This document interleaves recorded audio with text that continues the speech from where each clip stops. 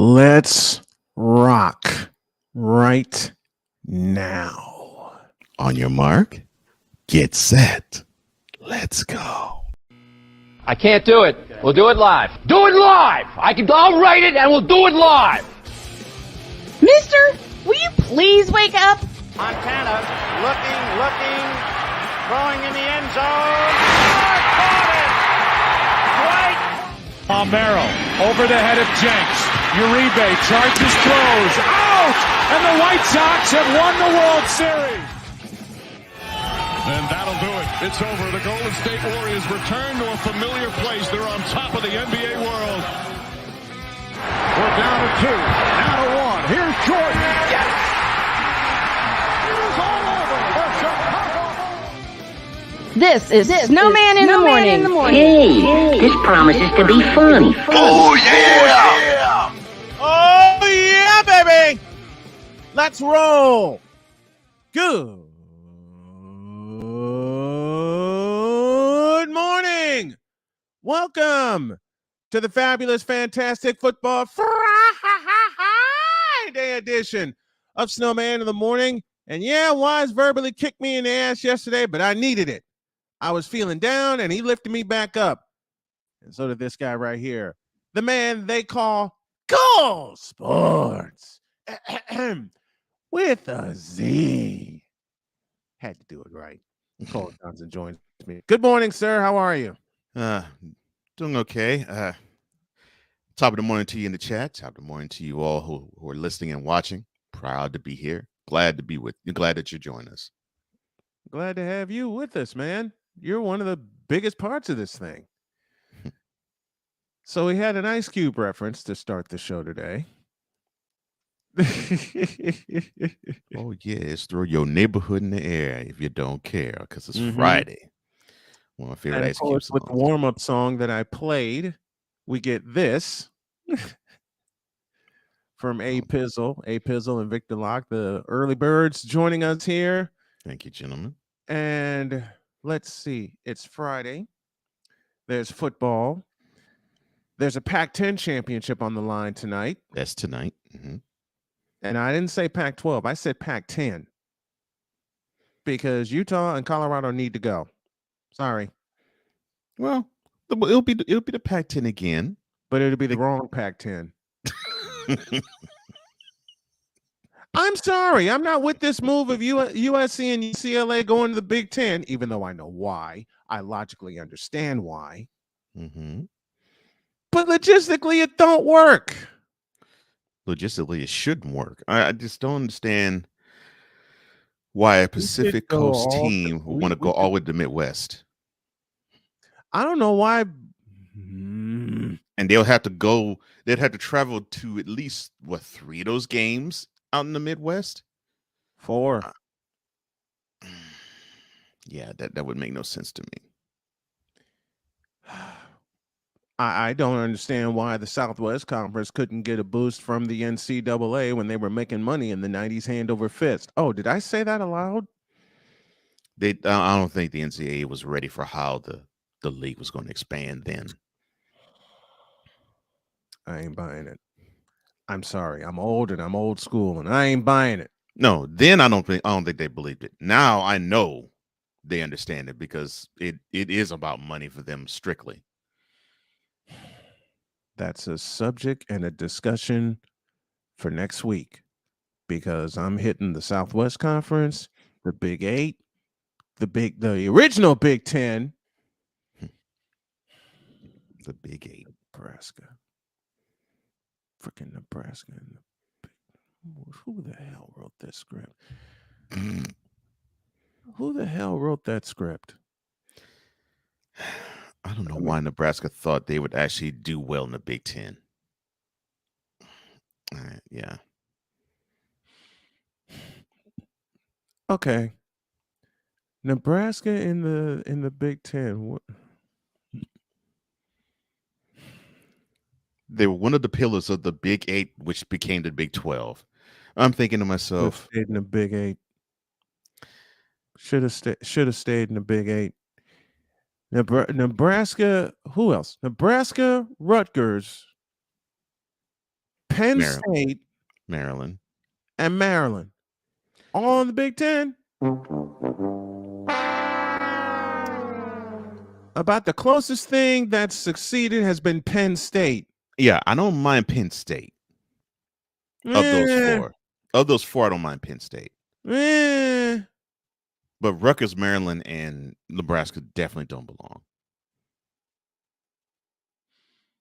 I have my thoughts on Penn State. I'll save those for next week. But for now, to the whip around, presented by Fanatics.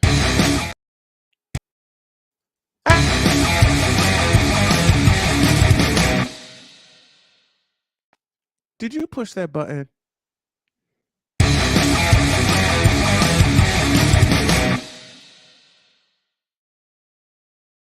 Yeah. Twice.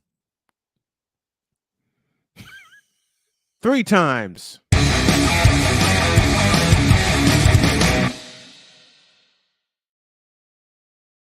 Okay. Where do we start? All right. Here's where we will start. So, of course, we all know that Chris Middleton has been dealing with a lot of injury stuff ever since the end of last year. And so he was recovering from the same injury this year, but he is now set to return after working through a lot of stuff, and not just his wrist surgery, but also through grief as well. So it was cool to actually see him as he wrapped up another practice with the Wisconsin Herd. That's the Bucks G League affiliate. Yes. After completing another step in his long-awaited return, and he had to get back. Yeah, and he had yeah, they do. He had this to say about his rehabbing and his impending return. Quote, "It feels like a shortened season with a training camp combined. Not necessarily rushing, but just trying to take advantage of every opportunity I have to get on the court, to kind of go through the process of what my body needs to prepare itself for an NBA season." Close quote. Well, No yeah, the argument. Bucks need No every argument single here. bit of him, because I really believe that Giannis needs to have a steady hand in the backcourt. That is what Chris Middleton provides. As much as I love seeing Giannis, seeing him and Chris Middleton is like, well, they're a dynamic duo. They are. They're a dynamic duo. Oh, and for all I shouldn't, but I'm going to. For all you bronzexuals out there, help is needed with every single superstar teammate. Patrick Ewing had Charles Oakley. Michael Jordan had Scottie Pippen. Magic Johnson had Kareem Abdul-Jabbar. So for all you fools, and I won't say the word again, who think you know who did it by himself, shut up. Let's move on.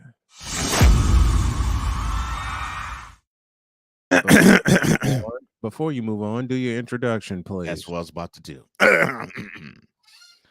Now batting, praying to God that Aaron Judge is not a giant.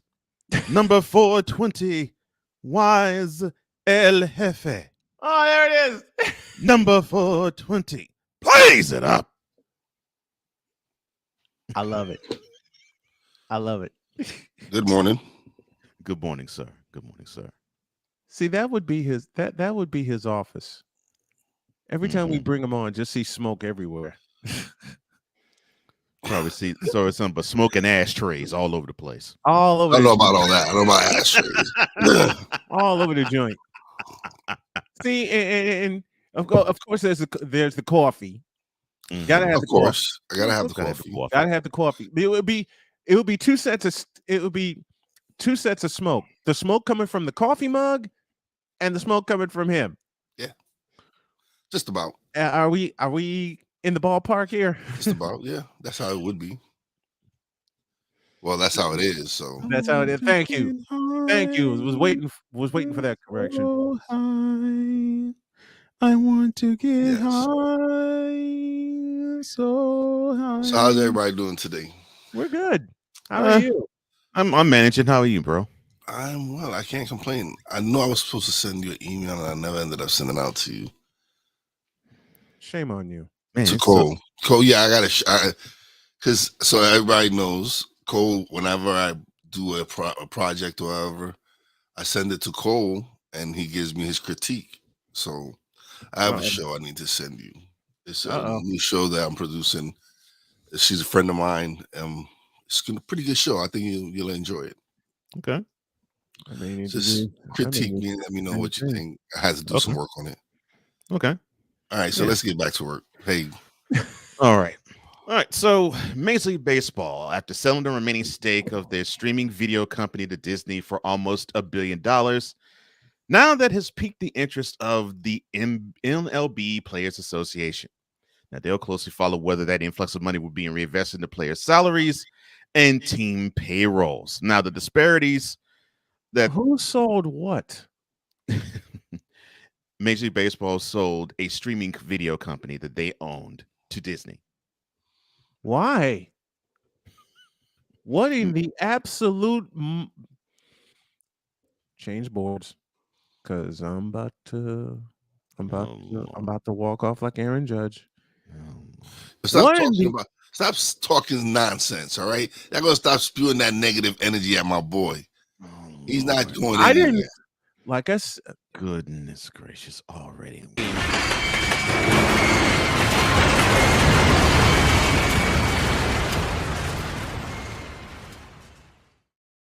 Not even 15 minutes into the show, already talking. We're not off the rails yet. Yeah, yet being the operative word. Well, okay. Well, it's leaning halfway off the rails. Can y'all see the look on Cole's face when it just seems like he's fighting a tremendous headache when we go off the rails? I'm like, he's leaning over. Being the EP, he has it set. We all know how Cole is. Cole has it structured. He's the structure. And so, which is desperately needed. The funny thing is, Cole sometimes leads the way into going off the rails. So, but I actually structured that too. Yeah, that's true. But he leads the way to going off the rails. Yeah, because I know that a show can't be all the way structured. But especially with who we got coming on today. Right. But I figured here, I'm talking about Major League Baseball selling a video streaming company.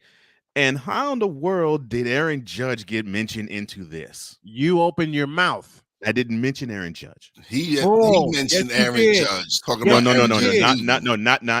in this introduction. In your introduction, in Wise's you introduction, mentioned Aaron Judge, so it's your fault. No, in Wise's introduction. Yes. You mentioned Aaron Judge, so it's your fault. All I said was he's praying to God that he doesn't go to the Giants. I mean, he's not going anywhere. That's the point. Let this. Okay, I'm saying let y'all enjoy this. Fine, but when my boy comes back and becomes the official captain, because that's a crime and a half. There. That's where it's leading to. Yes, it is. How is it a crime? Listen, you went to where the sea. You have to do some great things. He just did it. He did it. He showed that he's a legendary. Now he needs. He ain't do great things before he hit 62 homers last year. He did okay. He didn't win the chip. He bring us a chip. You gotta understand. We set standards. Wise captain, not God. Goodness gracious, captain, not Jeter. All right. Listen, I couldn't help that. Think you sound as bad as Stephen A. Smith? Come on, man. It was horrible for him to know. He's been the de facto captain. They should have just been giving him the title. Yes, that's what I'm saying. I mean, he had to hit 62 homers in the season for greatness to be thrown upon him, along with a C on the jersey. That really puts you up there, though. You're in rarefied air with two other Yankees. But to me, he was already in rarefied air before then. Now he's in extreme rarefied air. Oh yeah, now he's up there. Yeah. He's in Ruthian lore now, so which is cool. It's different. It's different, man. The touches you won't get that in San Francisco. Yeah, you don't get it in San Francisco, but they provide something that New York doesn't, which is home. Okay, but New York has also embraced you as their Oh, son. Look, you have heard me on this show with you on it and saying that New York needs to throw everything they need at him because that So is the now guy it's- that's going to bring the Yankees into the future, It's whatever that 8 future may be. years, over $300 and something million. We'll see. Yeah, 8 years, 300 million, I think, is the deal that's reported on the table the Yankees put on it. It might be a little bit more. I'm hoping it should be more because these teams are going to be, these teams are going to be throwing more money at him.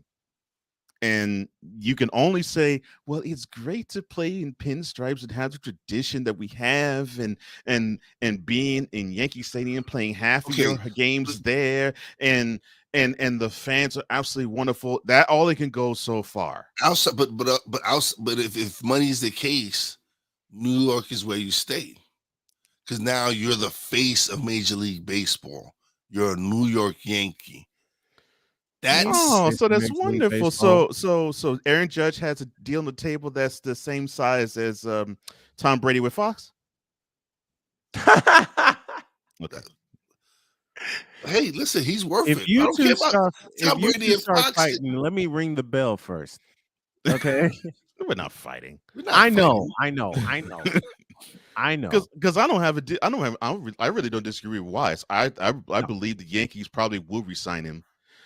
I just want him, and I'm addressing this to not quite Yankee fans of Wise's nature, because he actually has sense, but like fans of like Stephen A. Smith's nature, where he can see a team that's superior to his Yankees, yet he will pick the Yankees in a 7-game series. I said they were going to get swept.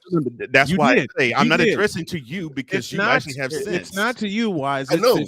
It's the Stephen A. and these I don't listen to the Stephen A's. That's the point. Good. I don't listen. You don't. You are amongst the fan base. How do you not?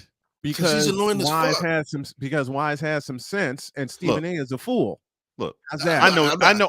Astros fans is annoying as all get up, but unfortunately, I do have to hear them before I decide to say, okay, I can't fool with you. But I know they exist. But that's like me listening to Cowboys fans. You do. That's like no, I don't. You have families, Cowboys fans. What are you talking about? You don't. And I ignore them. You do. I do. Yes. It's just when they send me stupid shit. It's just when they send me stupid shit. I gotta respond. You sent me a meme of one of your family members that I think it was a Cowboys fan meme. Yes, but because he provokes me. He says like I don't say mention anything. I can actually understand. Wait a minute. I can actually understand where Wise is coming from when you have family members and friends that provoke the hell out of you. I lived in Chicago for 35 years. And I know they raked you over the coals. I had Cubs fans provoke the ever-loving daylights out of me. Of course. All right. You're a Southsider. Yeah. So I get Wise's perspective. I do. I we totally, lose twice. Totally we just lost twice to him. So he been. Oh yeah. Oh, so, you know. Wise is going to catch all. This is a message that I got Thanksgiving. I will say this, Wise. I hope y'all see them in January, fully healthy, and beat the piss out of them. And he sends me a message. He goes. What did he say? How was your Thanksgiving? Other than you losing to us. I'm like this. See, and that's what I say. It provokes me. I know, and that's my point. Just like Texans you fans listen to. I don't say you entertain them. I say you have no choice but to listen to them. I gotta respond. When you poke the bear, the bear is gonna eventually. So when you say the bear got poked. Right. So when you say ignore, you just look at that message and say and just move on. You don't do that, which I understand because most human beings don't. I'm not perfect. I'm not perfect. I ain't either. So I know I'm not. I gotta hit him back with some. When was the last time y'all won a championship? Thank you. That's what I was like, and the fact that he's young, I'm like, I think he was running around in diapers when they won. I don't even think you knew what football was. What I'm talking about right there. Yes. Yes, because I would do just about I would do the same thing. because I have done an the same thing. I have an I have Astros done the same thing to an old roommate. I have an Astros fan who also is a Cowboys fan, and he teases What me the hell endlessly about happened being to a him? Texas fan. Yeah, Wait a minute. Wait, whoa. You know an Astro fan that's also a Cowboy fan? yeah. What the hell was he drinking? He's from Houston. That's should I even go further? But No, you didn't. but he teases me about being a Texas fan. But I fire right back at him. And every time I do, I always go with the good Lord, man, the championship rings that you brag about, man, they're collecting dust. Come on now, stop with the America's team. I have Chicagoans that tease me about being a 49er fan. And every time he says, "Oh yeah, we're America's team," I was like, "Oh, you talking about the Patriots?" He doesn't like that. No. I told you before my mom passed, she threw the barb at me again, saying, "You're from Chicago. How can you be a 49er fan?" I said, "Mom, it's real simple. His name's Joe Montana." Couldn't argue. I get your point, Wise. I mean, it's not. How can I describe this beautifully? Just say it. Just say it real, will you please? I am, sir. Will you let me get to it? I get that you're not perusing social media. I get that. Because I understand him. But it's what we've been telling you. Social media sometimes peruses you. Yes. And it peruses us.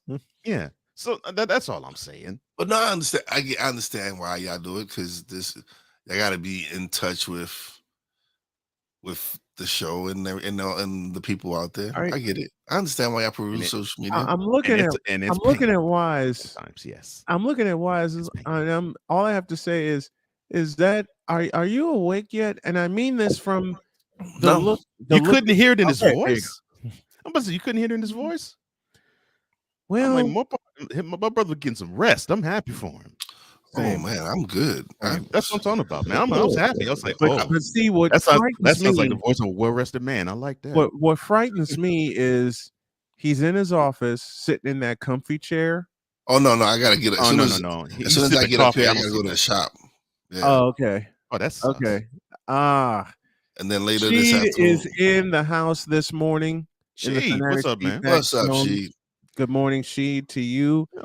And we got Sam Shady coming on in 9 minutes, which gives me 9 minutes to talk Boston Celtics. So, and before you do that, because that's exactly what I was going to do, let us end this whip around.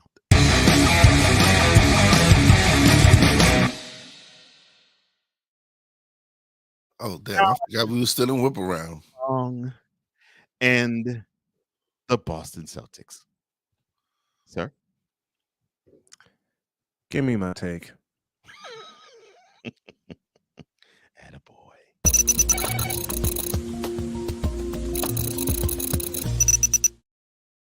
Serve it to him.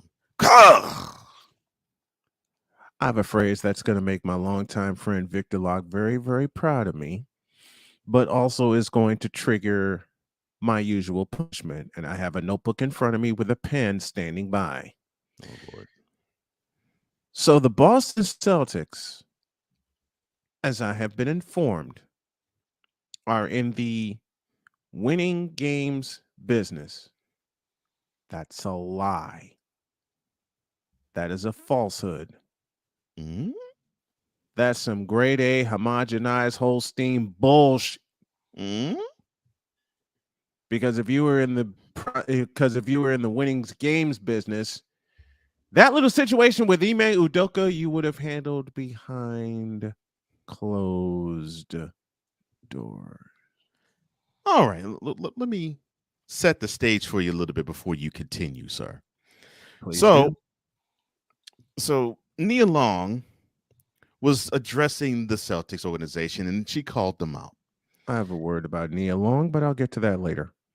And she basically said something to the point that I'm paraphrasing, but I will do it in a quote, but I'm paraphrasing. She said something to the effect of, quote, "I thought the Celtics were in what was it? The sexual liberation or the women's empowerment business, because I haven't heard a phone call, gotten an email or a text from the organization.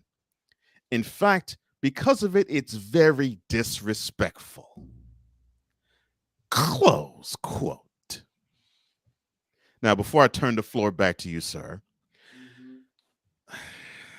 Nia, I'm going to say this to you as nicely as I possibly can. Not because I find you attractive, not because I want to slide in your DMs. I really don't. But because I respect you as a black woman and as a woman. You can't expect a sports organization to want to be about anything political, anything social justice, or anything relating to society. They are about making money, and the best way they make money is to win games. Now, I'm not saying that the Celtics are the best at it now. They were at one time, but they're not now. So if you expect them to be a Martin Luther King Jr. or even an Al Sharpton or a Jesse and Al Jackson, Charlatan.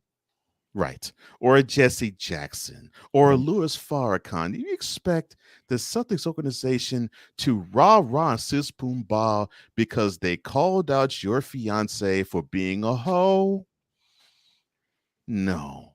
They want to win 60 basketball games, get into the postseason, and hopefully hoist the Larry O'Brien trophy. They don't give a crap about if your house is in order. Back to you, sir. Thank you. I'm going to say some things that's going to piss a lot of people off. It goes like this. Nia Long, you rocked the boat and made it capsize by turning down Ime Udoka's proposal twice.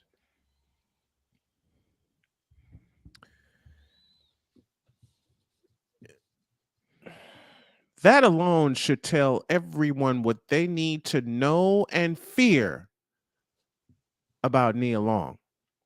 But that's a subject for the Brian Snow podcast. I won't do it all here. I will just say that Nia Long, you laid an incorrect foundation for what happened to you. Ooh. Oh, you didn't hear me? Oh, Let me say it again. You, Nia Long, laid an incorrect foundation for what happened to you. Because Ime Udoka proposed marriage. You turned him down. That's your fault. That's a you problem. They should have been married to a cheater still. As I said, and Wise offered a very good point. Nia Long, that's a you problem. Well, all right. Let me You, Nia Long, effed up royally. Let me interject just a wee bit.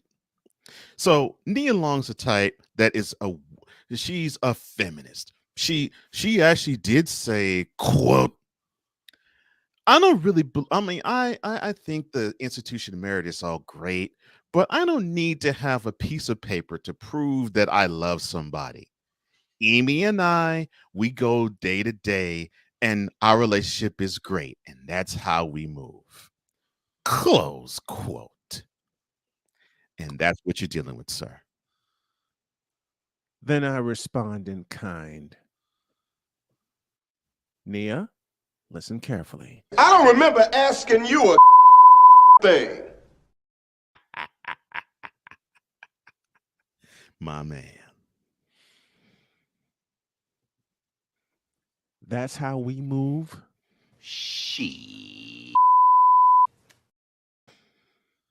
I want you to take a look at this championship ring that I have on my left hand, a ring that you will never receive because no man in his right mind will try to wife you. Including Ime. Including Ime. And I'll repeat, You turned him down. Stupid. See this? This is how Jody and I move. You understand that? I proposed to her January 2nd, 2019. She happily accepted. 6 months later, that happened. It will never happen to you. And to respond to a comment that Victor Locke gave me. Also, you're holding Nia Long accountable. Malika Andrews would like to have a word with you. First of all, Malika Andrews sucks ass. Oh, So no. I don't need to have a word with her. Forget Stay Steel Jr. Second of all, Victor, thank you. The fact that she rejected his proposal shows that she didn't take their relationship to heart. Let me repeat that, Nia. Listen carefully. The fact that you rejected his proposal would show that you didn't take him to heart, nor your relationship with him. Wow. You didn't take your relationship with him to heart. And you're surprised this happened to you? And you're surprised of this fallout? And you're surprised all this is happening now? You know, Nia Long, I am inclined to say that you cost Ime Udoka a future. Now, I'm not going to hold Ime Udoka blameless. Oh, shit. Yeah, don't sentence me to Victor, that prison that sentence is for being with her. I'm sorry, Victor. Matter of fact, I'll punish myself. That's mean, Victor. I love it though. I'll punish myself again.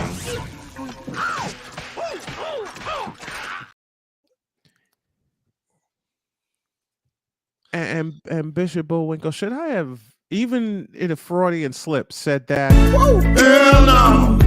To the no. Girl, you may be pretty, but I don't want to slide no ring. I ain't gonna put no ring on that. No. So essentially, my best friend of 22 years, even in the midst of a Freudian slip, told me to stop the cab, please. Or to say it wisest way, stop the cab. Stop the cab. Stop the cab. Stop the cab. Stop the cab. Stop the cab. Stop the cab. I apologize, Victor Locke.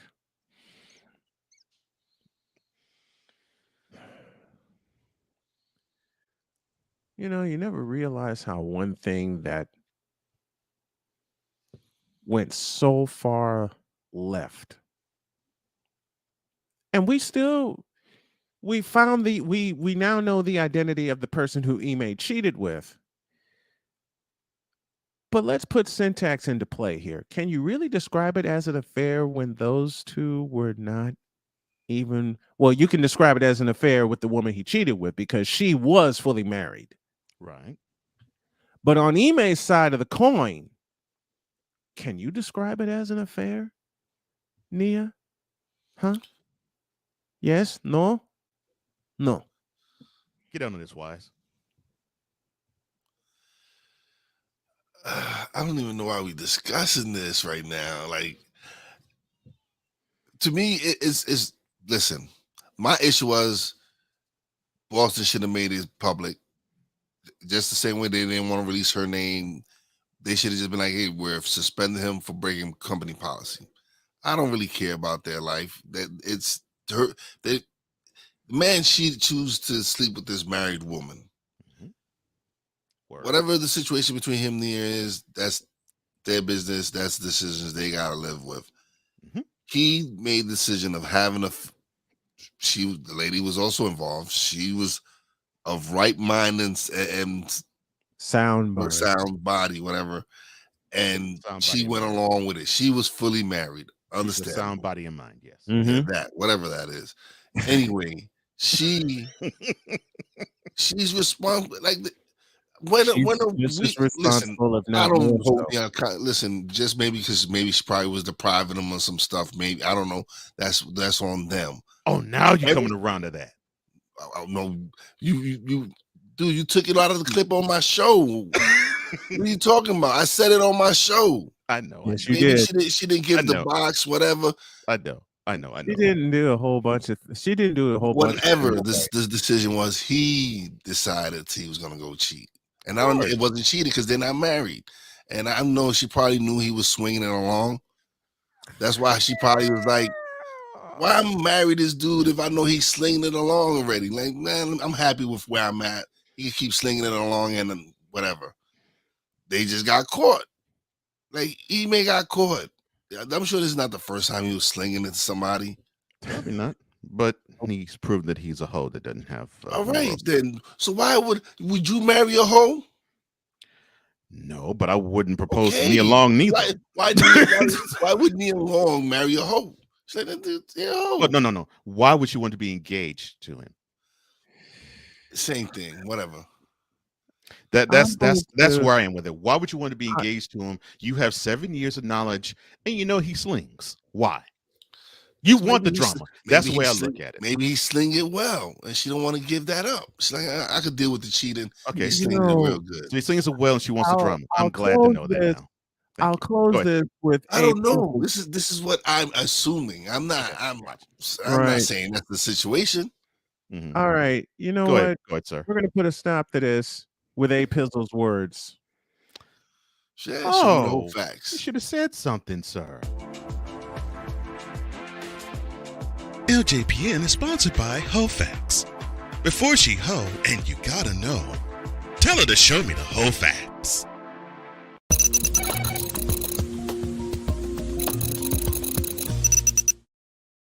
Now, with all that out of the way,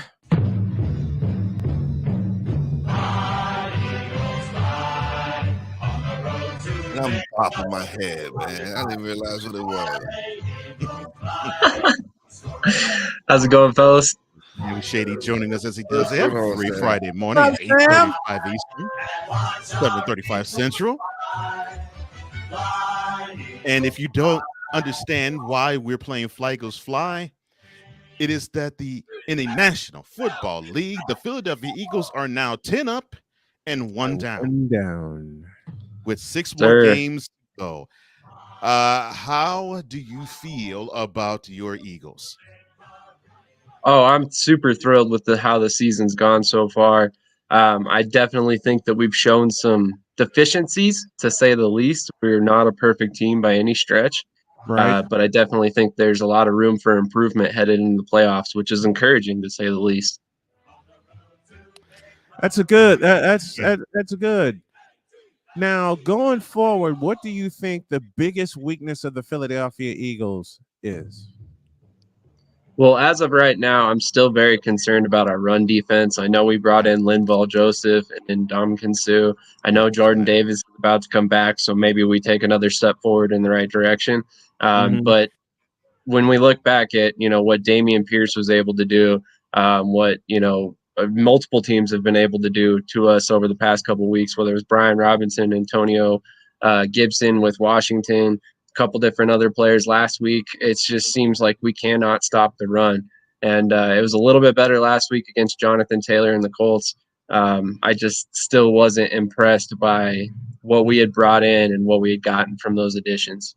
So how do you solve the puzzle in terms of your run defense? Because there's an NFC Championship game that I called at the top of the season, and you agreed with me that I said it would be Philadelphia and San Francisco.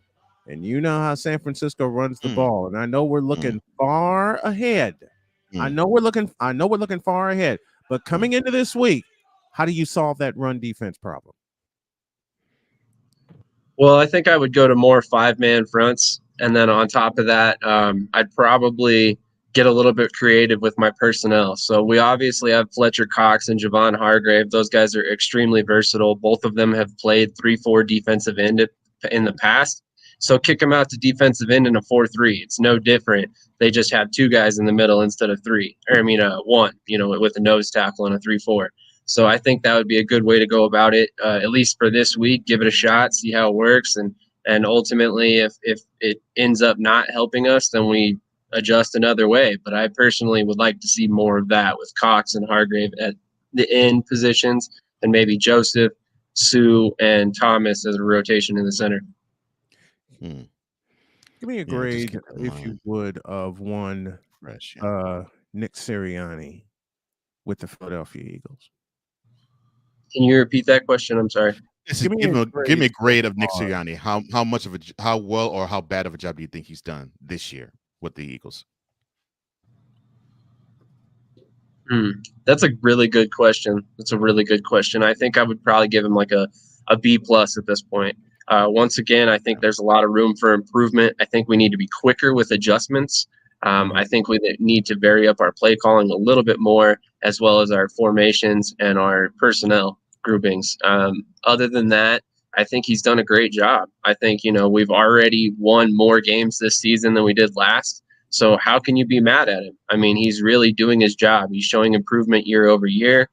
He's got his team in contention 2 seasons in a row, his first 2 seasons as a head coach. So personally, I think he's doing a great job. Although, like I said, there is some room for improvement, but that can be said about any coach. No coach is perfect unless maybe you're Bill Belichick. And this year he's being proved he's not perfect. But yeah. Text the show 812-274-5307. Sam Shady joining us here, talking all things football on this Friday. All right, man. I posed this question earlier in the week. We're going to pose it now. Do all 4 NFC East teams get into the postseason? I think there's a very good possibility of it happening, but I ultimately think Washington's going to be on the outside looking in. Yeah. I do think the Giants and the Cowboys ultimately make it. I think the Eagles win the division. But I think that this is going to be one of those divisions that no matter who you are in the NFC, this is the division you're running through this season. Whether it's the Giants, the Cowboys, or the Eagles, one of these teams is going to be in the NFC Championship. I can almost guarantee that. Well, pretty much guarantee that too. Yeah. Well, at the present moment, if the playoffs were to start today, that is exactly what will be. The Cowboys will occupy the 6th seed, the Giants the 7th. I mean, the 5th seed. I'm sorry, the Cowboys would. The Giants the 6th, and the Commanders the 7th. So, I mean, there's a shot, but yes, I agree. I think it's a long shot for the Commanders. It's going to be a little bit rough, especially with the Giants still having to play Philly, still having 2 games with Washington. So and still having to lick their wounds off of 2 losses to Cowboys. So that would be hard. Yeah. All right, but it can happen. Yeah. Well, no, I'm not saying it can happen. It definitely can. I think this would be the time in the year where it will. All right, so the Titans are coming into South Philly. How important How important of a game do you think this is for one AJ Brown? I think it's a very important game. I mean, anytime you can face your former team, you're going to have a little bit more juice. I personally am super excited for this matchup because this is the test of all tests. Like I was just talking about, our run defense has lacked some performance issues this season. I mean, we've had some situations where we've gotten run all over from guys that are a lot less talented than Derrick Henry. So if Derrick Henry is allowed to run loose this weekend, I personally think the Titans are going to take the victory.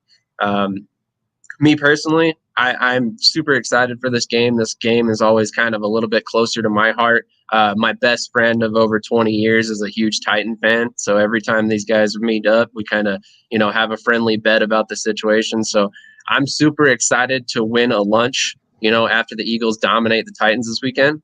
So Jordan, if you're watching, can't wait to get a free lunch out of this. Yeah. You heard the bet, folks. There's a lunch on the line. Go ahead, Paul. Oh, no, and to clarify the previous point, right now the Commanders are in competition with the Seahawks for the 7th seed. So you have the Commanders at 7-5, you have the Seahawks at 6-5, and then the next closest competitor would be the Falcons at 5-7. So the Falcons. it looks like it is getting better and better of an opportunity for the Commanders to actually get that 7th spot. And the only competition looks like it's going to be the Seahawks, or I'm not going to say the 49ers would dip that low, but it could be them if the Seahawks actually do get their act together. But I think doubt they it. don't. I don't think they have the horses to match up with the 49ers. I think the Seahawks are in the process of running out of gas because they should have blown the doors off the Raiders. Yeah, and they were in a high scoring affair, which turned into an overtime L at home. And they lost to a running back that ran for 229 yards and had 300 total. 300 total yards. Yeah. We got a question from the Fanatics feedback zone. Victor Locke says, "Do you guys think this is just going to be a growing period for the Commanders?" Well, I'll answer that first. Okay. Yes and no. Because they've done a lot of growing up this season. I mean, this was supposed to be, according to a lot of the pundits, this was supposed to be a lost season in Washington. Especially with lost-ish season. A lost-ish season in Washington, especially with everything going on in management. Mm-hmm. But insert Taylor Heineke in that lineup, and all of a sudden they get a rush of energy, and they're blowing the doors off the joint. Why is she going to love what I'm about to say? What you're seeing in Washington is just like what we're seeing reflected with the Jets, where you have one quarterback where the team just does not, they just don't feel him. They don't rock for him. They don't cut for him. But you insert Carson Wentz. Right. So and that's Carson Wentz for the Commanders. You insert Taylor Heineke like the Jets booted out Zach Wilson and put in Mike White, and you actually can see the whole team, and I'm talking about even defensive players rally around this guy.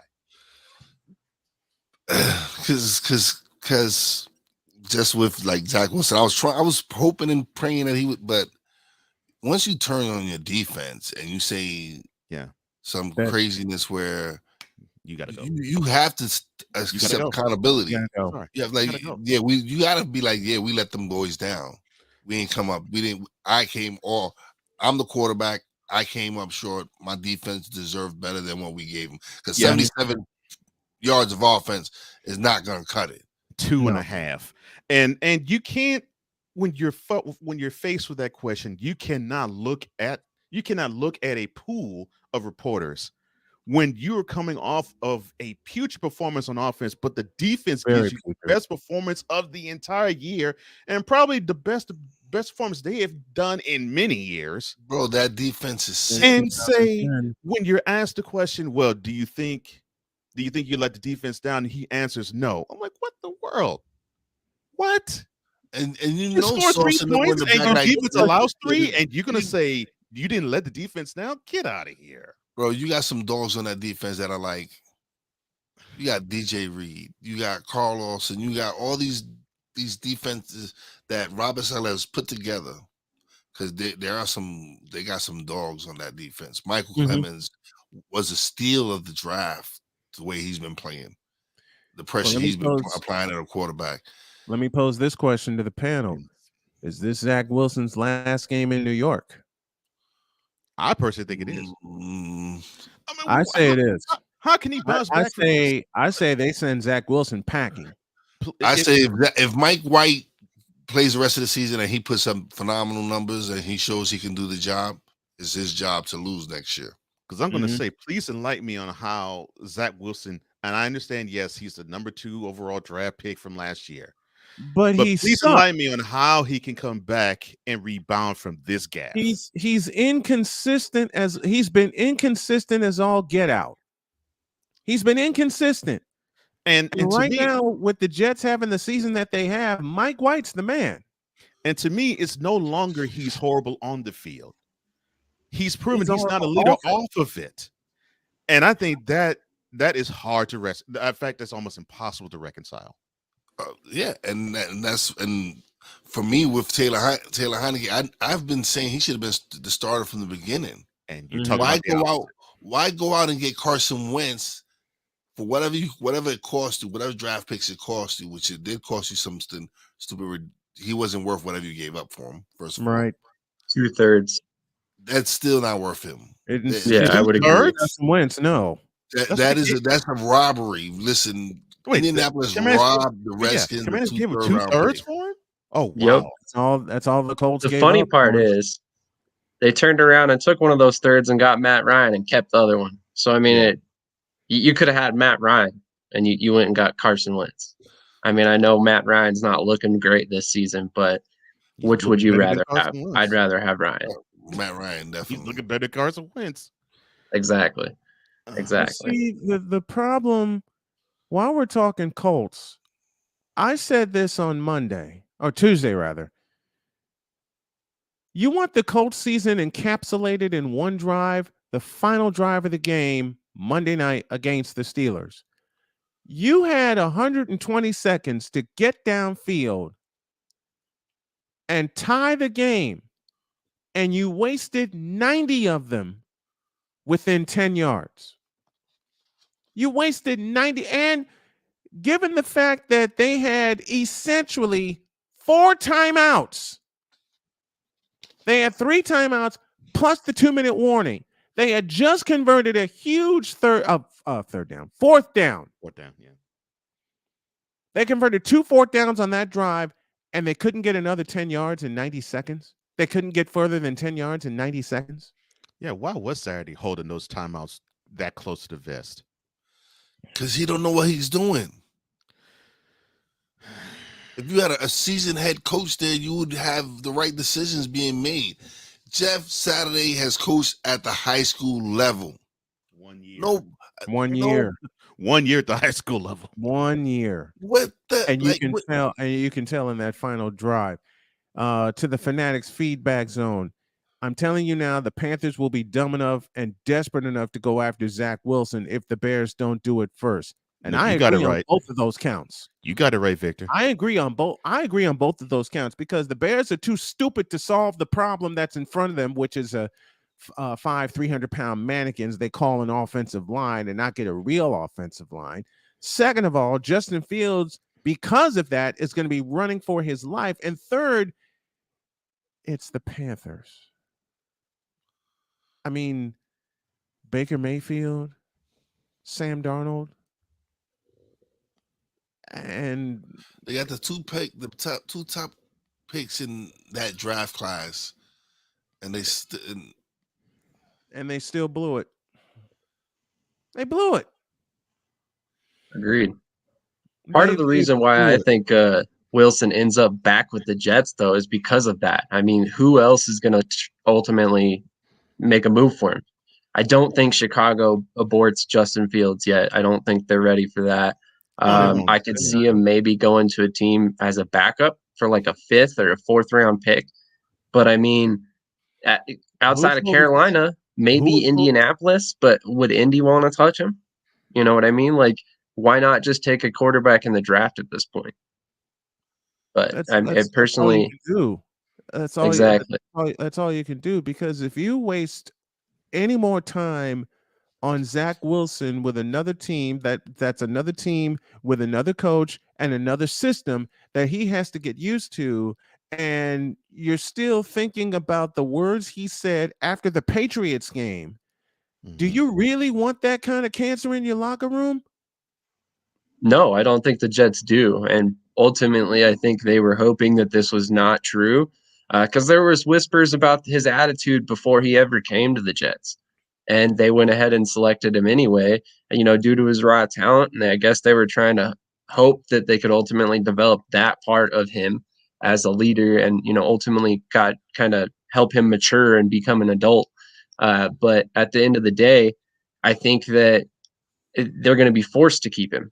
And they're going to be forced to kind of move on with him as a backup, maybe for a season or two until either his contract expires or he ultimately steps back in the starting job. Or they cut the daylights out of him. But you would think Victor Locke, again in the feedback zone, you would think as a former lineman, he would know the importance of managing the clock. Apparently he doesn't. Not only former lineman, a center who's supposed to be the smartest person on the line. On the line. And Peyton Manning center at that. Peyton Manning center at that. Thank you. Peyton Manning center. So So the the entire quarterback of the career of offensive Peyton line, which Manning means is linked to Jeff he's Jeff Saturday, and Peyton Manning got on his ass many times over. We saw a Especially couple when of it came those to instances clock on management. film. Especially when it came to clock management, and then Jeff Saturday does that on Monday night. One more. They're doing the Justin Fields what Denver is doing to Russell Wilson now. Oh dear God. The only difference is they're moving the pocket with Justin Fields. Yeah, that's the if you want to call it moving the pocket. I'm sorry. Moving pocket / wishbone. That's really what they're doing with Justin Fields. Yeah. It's a wishbone RPO and it's failing miserably. Sam Shady with the Sam Shady Friday Football Report as he joins us every Friday during hour 1 of our Friday Spectacular. Check out the Shady Sports Network with all of his great interviews. He had fantastic coverage of the XFL draft. We're going to get into more XFL stuff as we roll on and we get ready for spring football. We're going to take you all the way through football, through the spring and through the summer. Sam, thank you very much, my man. We love you. We appreciate you. And we'll talk to you next Friday. Definitely. Feelings are always mutual. As always, I appreciate coming on. And if you haven't caught an episode already, catch me and Wise tomorrow at NFC Beast. Yes. We talk about Taylor Heineke, for lack of a better term, and we've been talking about him all season long and how he should have been the starter. Had Washington been watching the show, maybe they have more wins right now. But, that's neither here nor there. I can't wait to see you guys next week. Wise, I'll see you tomorrow. Everybody have a great day. And have a great weekend. Before you go, speaking of cool, who's one of the biggest Taylor Heineke fans for a different reason, the logo he made for your network, Sam, I'm saying it's on air right now. That brilliant piece of work. Definitely, I agree. Love it. I agree. Love it. And also, well, I'm sure it'll be released soon. But Wise, you did a great job as well on the new SDM logo.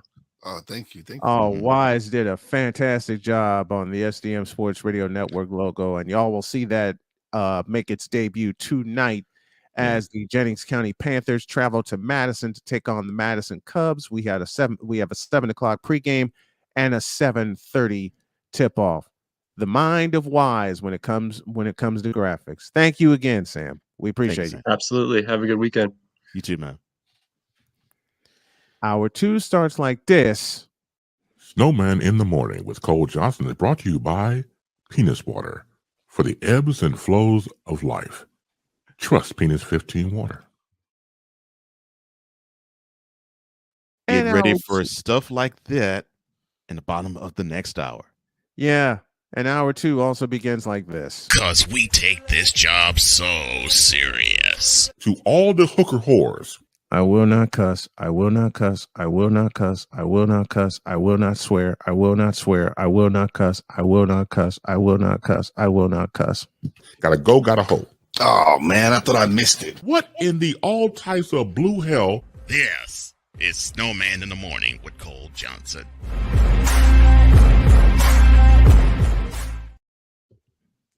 Chris Bass at the bottom of the hour. What? I said Chris Bass at the bottom of the hour. What? Enter the boom shakalaka at the bottom of the hour. What? Who knows what craziness he's going to say? What? Who knows what craziness he's thinking What? of? But that's in 30 minutes. And that's how we are going to close things out here. We got our picks to do. Are there some good games this week? Okay, the schedule I shakes want out. you to take us. Let's go. Let's do the picks now. Yeah, let's do it now. I mean, and let me throw this up here from Victor Locke. I love Michael Vick, but he should be the exception to the rule and not the rule. Steve Young. Steve Young was the exception to the rule, but Steve Young learned how to be a pocket passer. That is my ultimate fear for one Jalen Hurts. All right. So on tap for this week, you have the Jets visiting the Vikings in the Twin Cities. You know what? Let's go. Let's go. Let's go ahead and do it. Now, you, sir, are in charge of the picks, which means you have to tell us the spread, who's playing, and what the over/under is. So let me find one that has a let's go. spread. Okay. Let's go ahead and do it. All right. I gotta find one with spreads. All right. You know what? Why don't I got a schedule. I just gotta find one with spreads. All here? right, I'll do it here. You got it? Yeah, I got it. Okay. I'll right. back you up just in case. All right. All right. Let's throw up for a second. Browns visiting the Texans. Of course, that's going to be a show.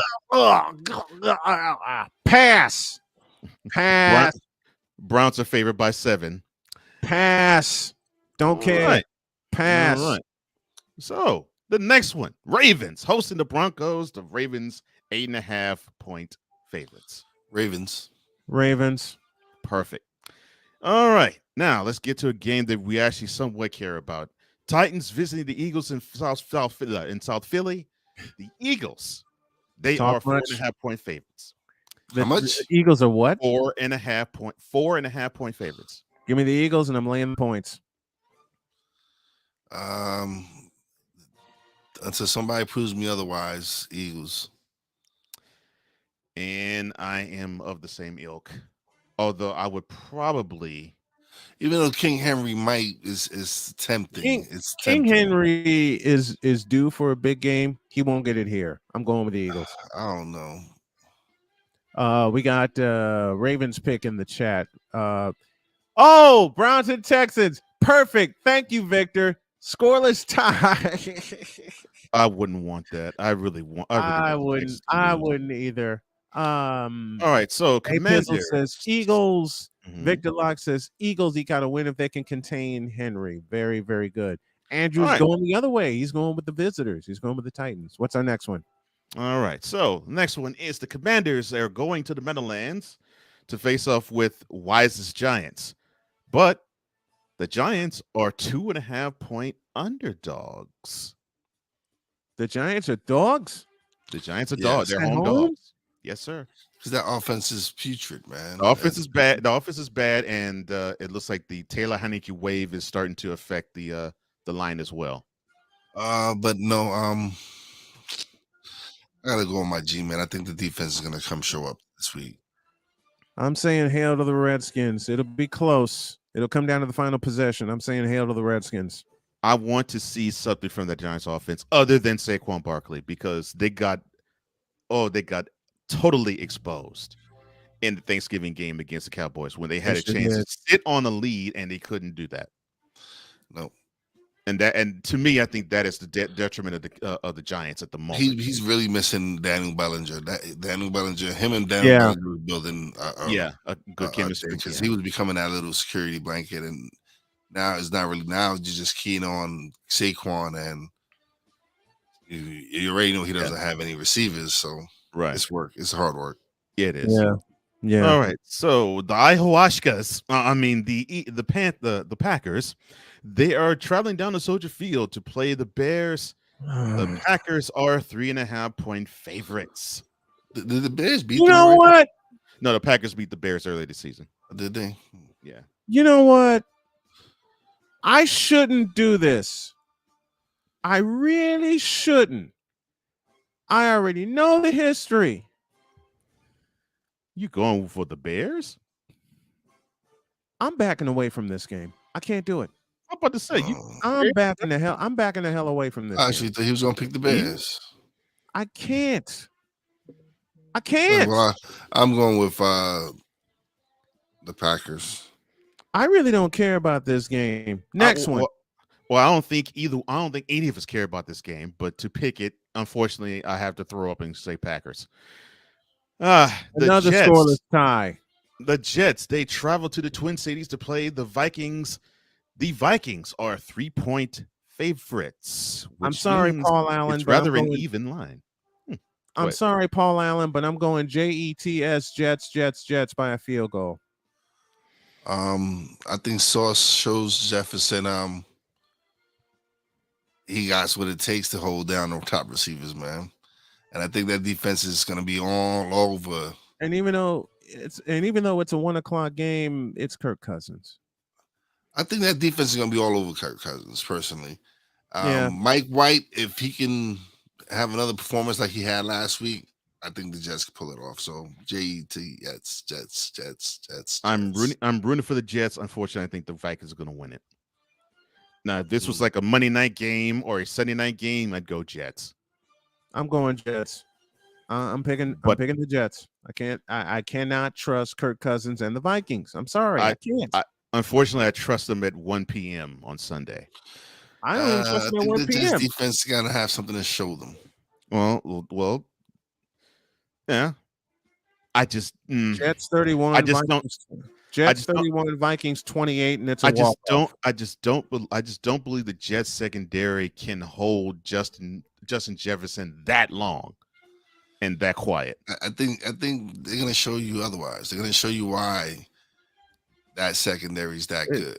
No, I'm not saying the secondary is bad. I'm just saying Justin Jefferson's that good. I know, but I'm just gonna tell. I'm DJ Reed and Sauce Gardner. They got something to show. Yeah, they're They great. got something to show off. Yeah, 31-28, and it's a walk-off.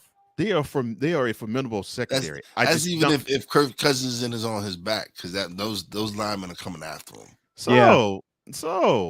So what happened to earlier, sir? Last month when you were happy to see Kirk Cousins with his shirt off and wearing chains. He wasn't. That was because I was enjoying it because you don't like it. I still don't. Next one, please. Unfortunately, the Vikings will take it. All right, Jaguars. They are at Ford Field to face off against the Lions. Next, Jags are a 1-point favorite. Next is not a team. Next is not a team. Thank you, Jaguars. Okay. Don't care. Next. Good. Don't care. It's not a team either. I go with the Lions. And Jared Goff has the nerve to wear number 16. At least Trevor Lawrence is beginning to prove himself. Okay, I'm going with the visitors. Yeah. Okay. That's simple. See how simple that was? All right, the Falcons, they are hosting the Steelers. The Steelers are a 1-point favorite on the road. This is in Atlanta? This is in it. This is a Mercedes. I'm going with Pickett in the Steelers. I'm going with the Steelers. I want my boss to be disappointed. I'm going for the Falcons. All right. Rams. I will happily hand you. I'm preparing the receipt right now, and we'll happily hand it to you so you can give it to your boss. Oh my gosh, Rams! They are hosting Seahawks at SoFi. They are a touchdown underdog. The Rams are a dog at home. Mm-hmm. Rams against who? Rams against Seahawks, and they are a touchdown underdog at home. I'm enjoying the Rams going through the spiral that they're going through. I don't know why. I'm enjoying it too, but I don't want Seattle. I go Seahawks. I don't want Seattle to catch Frisco. I'm going with the Rams. Although, just a minute. You see this? This is my receipt for Monday to hand to you when the Seahawks beat the piss out of the Rams. I will have this handy. So Ryan's picking the Rams because he wants the Seahawks to have further distance from them and the 49ers. The only reason I'm picking the Rams. Okay. Do I know better? Yes. But this is an emotional pick because go on. I'll explain later. Go on. All right. Let's see. Let me think. I'm really not feeling Seahawks at all. But the Rams are worse, so I'm going with Seahawks on this one. Yeah, that's about how I feel too. One of the games of the weekend, the Dolphins traveling out west to play the 49ers. The Dolphins are a 4-point underdog on the road. San Francisco, we don't even have to talk about who Brian's going to pick. You already know. Only difference with this one, I am taking the points and not laying them. Got to go with the 49ers. So you say it's going to be a close game. Okay. It's going to be, these teams are dynamic. Okay, both of these teams are dynamic, and they're both playoff bound. I'm going with the home team, but I am taking the points. Okay. Wise? My boy Ape is going to like this. Of course he is. is gonna like you do this it. because the Finns since Tua's return have actually been playing pretty well. That offense is dynamic. Yeah, I'm going with the Finns. All right. You go All with the right. Finns. Brian's go with the 49ers. Gotta go with the Niners. But it's gonna be one great game. Oh, it's gonna be be a hell of a game. contest. It's gonna be a hell of a game. To me, I wouldn't be surprised if the Finns pull it off. Listen, I'll have my receipt ready, but it's sort of kind of like you have the head coach of the Dolphins comes from the Shanahan tree. and he knows the 49ers system very well, right? So, and he's got that weapon, those receivers he has in Miami, maybe the top receiving duo in the NFL with Waddle and Hill. And and the big deficit for the 49ers, they're minus Elijah Mitchell. Yeah. He's out several weeks, but they do have Christian McCaffrey. And it's gonna be a good game. It's gonna be a good game. Both offenses. I just feel both offenses are going to raise hell. They're going to raise hell. It's going to be you know what? Victor Locke said it best. 49ers in a slugfest. It's going to be a slobber knocker in Santa Clara. And it may come down to the running game for both teams because there's rain expected on Sunday. It may come down to the running game for both teams. What's the next one? Well, before I go on, here's what I expect out of that game. If you're going to attack the 49ers, the secondary is where you can attack them, and the Dolphins can. If you're going to attack the Dolphins defensively, you can run on them. So it's a matter of which strength of the opposing offense can expose the weakness of the opposite defense better. Right. And that is an intriguing matchup because of it. All right. Probably the game of the week. The Chiefs on the road to play the Bengals. The Chiefs are a 2-point favorite on the road. Who do you have? Why? Give me the Bengals. Okay. I'm with Brian. I like the Bengals. Give me the Bengals.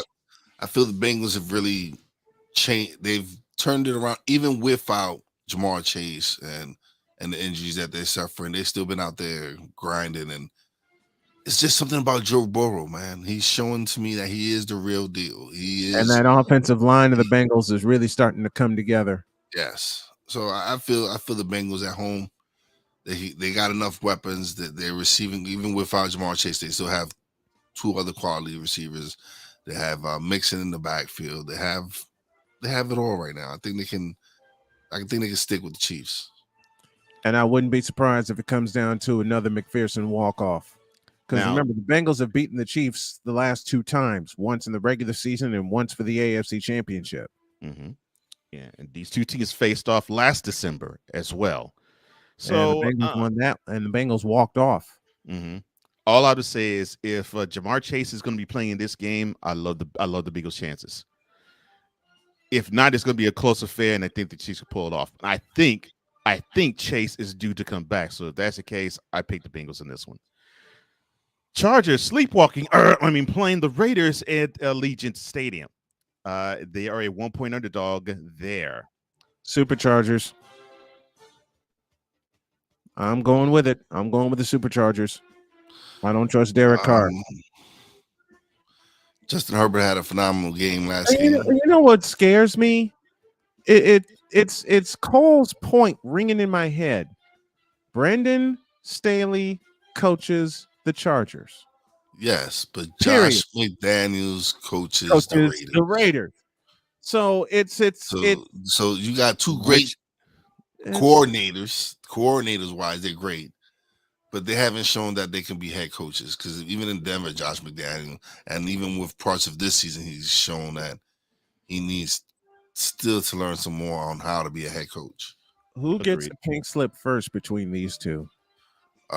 Staley. No, I actually think so. No, you're right. It's going to be stated because they said McDaniel.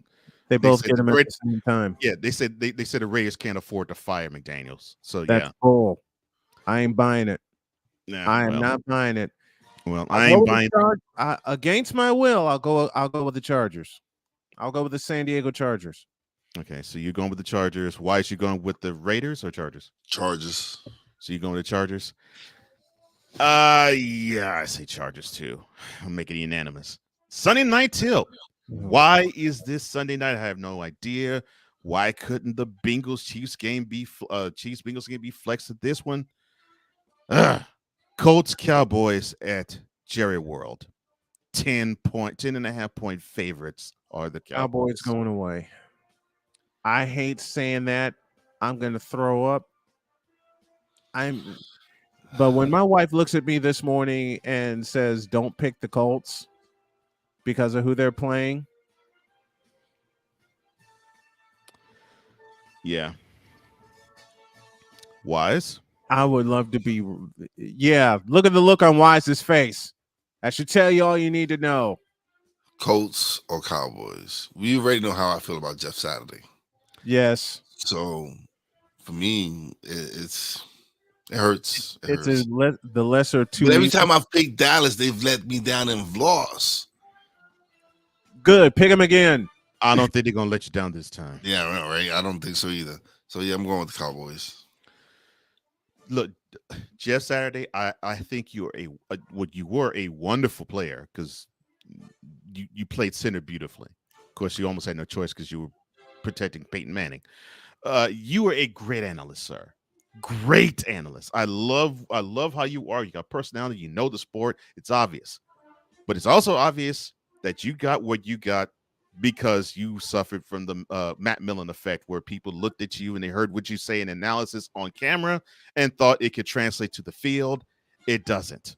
And because of that, the Cowboys should easily dog walk them. And I'm not rooting for it.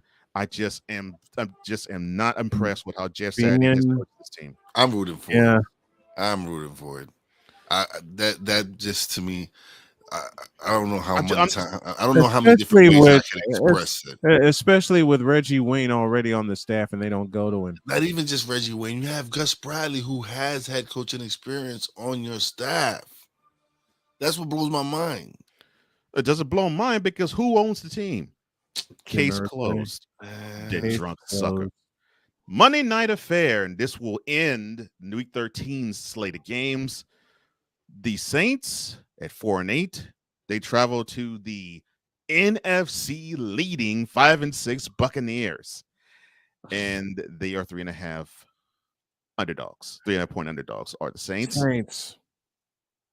I'm going with the Saints. I don't care if Tom Brady. I could care less about this game, man. I could care less about this game too, but I don't trust the Saints. I don't really. Here's the problem with the Saints. Here's the problem. I don't trust the Saints either, but for some reason, this team gives Tom Brady fits. I don't know Brady what it the is. blues. I don't know what it is. Brady's only had 2 wins in the 3 years he's played them. He's only has 2 wins against them. One, of course, was in the playoffs that led to their championship, and then early this year. But for some reason, he gives. And they're in Tampa Bay. They're in Tampa Bay. And it doesn't matter where they play. They can play New Orleans. They can play. I'll go with the Bucks. Yeah. Doesn't matter where they play. For some reason, in fact, the last time these two teams faced off in Tampa, they got shut out. So the Bucks got shut out. So that's why I'm going with them. Again. Yeah, it's not. No, it's not going to happen again. But I'm going with the Saints. No. The shutout's not going to happen again. But I'm going with New Orleans. I'm going with the Saints. And yes, it's a team that I root for normally, but they're putrid. But so are the Bucks. So I'm going with the Saints on that one. And wouldn't you know it, the Falcons just may be in front of the NFC South again. If they lose and the Falcons win their game, yes. Mm-hmm. Let's take a break. When we come back, we'll take a stroll down memory lane, game show style, and then you know what's coming at the bottom of the hour. This is Snowman in the Morning with Wise El Jefe and the man they call Cole Sports, and we're back in a flash, y'all. This is Snowman in the Morning.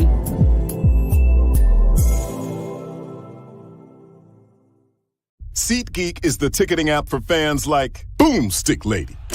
No free throw is safe from the roar of her sticks.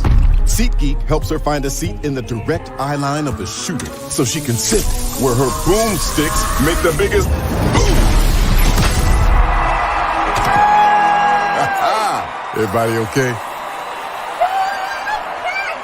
SeatGeek handles the tickets to sports, concerts, and more, so fans can fan. Have you had a chance to visit the brand new Snowman in the Morning shop yet? You haven't? Then what are you waiting for? Go to our new web address, snowmaninthemorning.com/shop. That's snowmaninthemorning.com/shop, where you can shop for all kinds of items like a coffee mug, a t-shirt, a sweatshirt, a book bag, and everything else that you need to have the same outfits and the same gear that the crew has. And with each purchase, you will be helping the Snow Strong initiative. We got a lot to do in a short time to get there. Go to snowmaninthemorning.com/shop and get the same stuff that the crew has. And when you do that, tell them Snowman sent you. Thanks. This is a BS3 Network presentation. Politics. They'll write the law, but they'll enforce it differently. Is that going to apply both ways? Religion. God never said that we can't reason together. Matter of fact, he said, let us sit and reason together. Relationship. I believe that everybody wants and needs somebody. From a man's perspective. They say, girls, if I put some polish on that and give him buy some different clothes, girl, he could be a winner chicken dinner. Join the thought engineer. There's nothing wrong with me developing my piece and you developing your piece, but understand the goal is to come together. And comedian John Yogi. Negro, I don't need you putting on no chapstick up there in the pulpit. You do that over there in your chair. Get ready for Talk Monday. Live every Monday at 7 p.m. Central.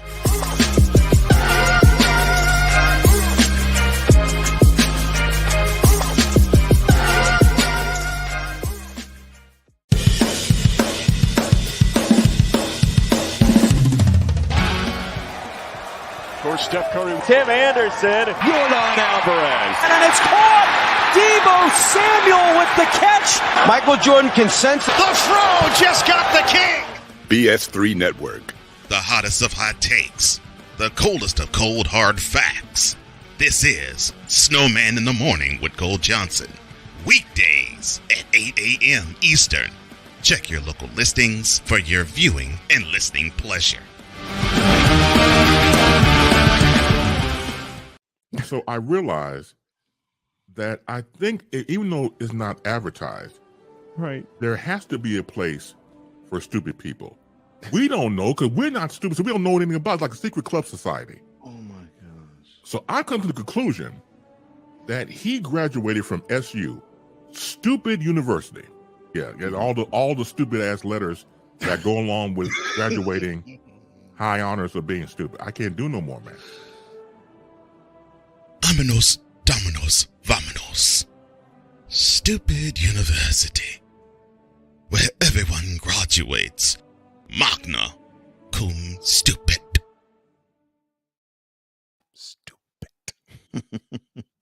That's what you're going to receive, and then some, in about a little less than 10 minutes. Welcome back to Snowman in the Morning with Cole Johnson with the Snowman. I am Cole Johnson. Due to return will be the one, the only bright Mr. Wise El Jefe. There he is. You said, there he is, live and in living color. And Sure. as you said, sir, you want to take us on a trip back, Mr. Snow?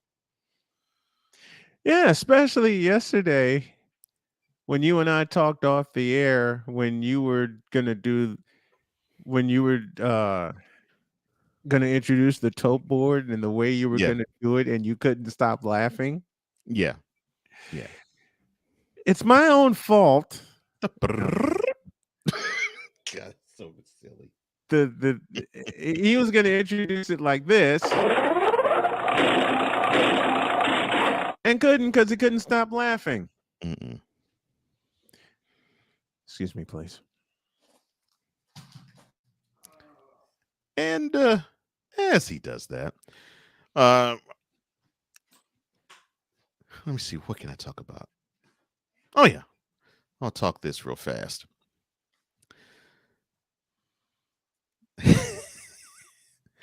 All right, so I know you all heard about number 6 of the Lakers challenging the media about him not being asked Jerry Jones questions, but being asked all about Kyrie.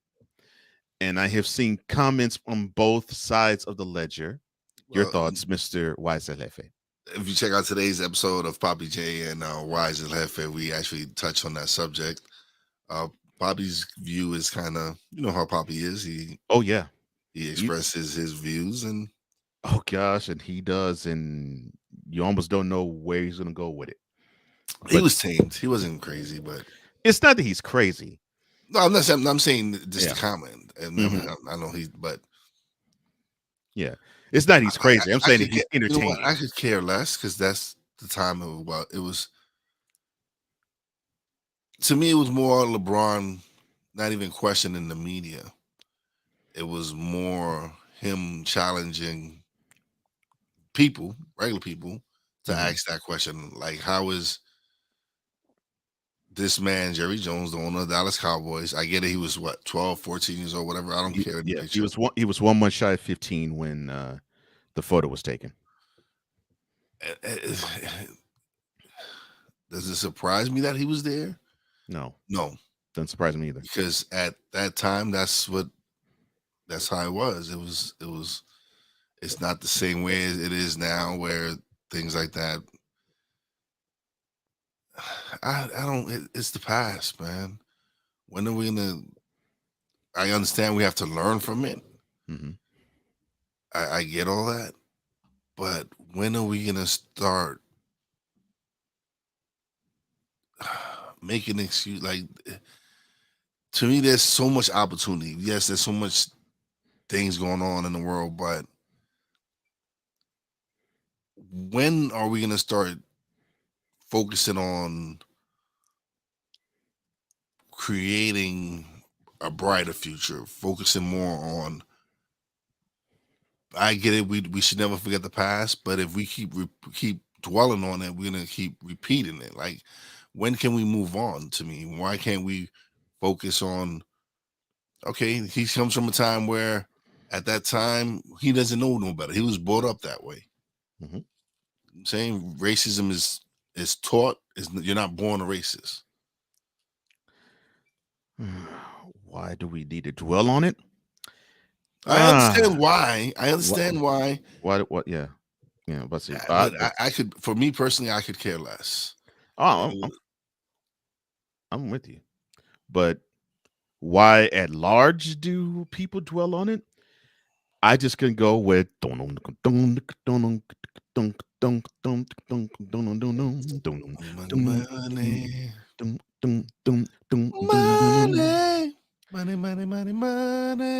Racism equals money. And I hate the fact that I'm saying this, black man and all, but I have been on this earth a good while.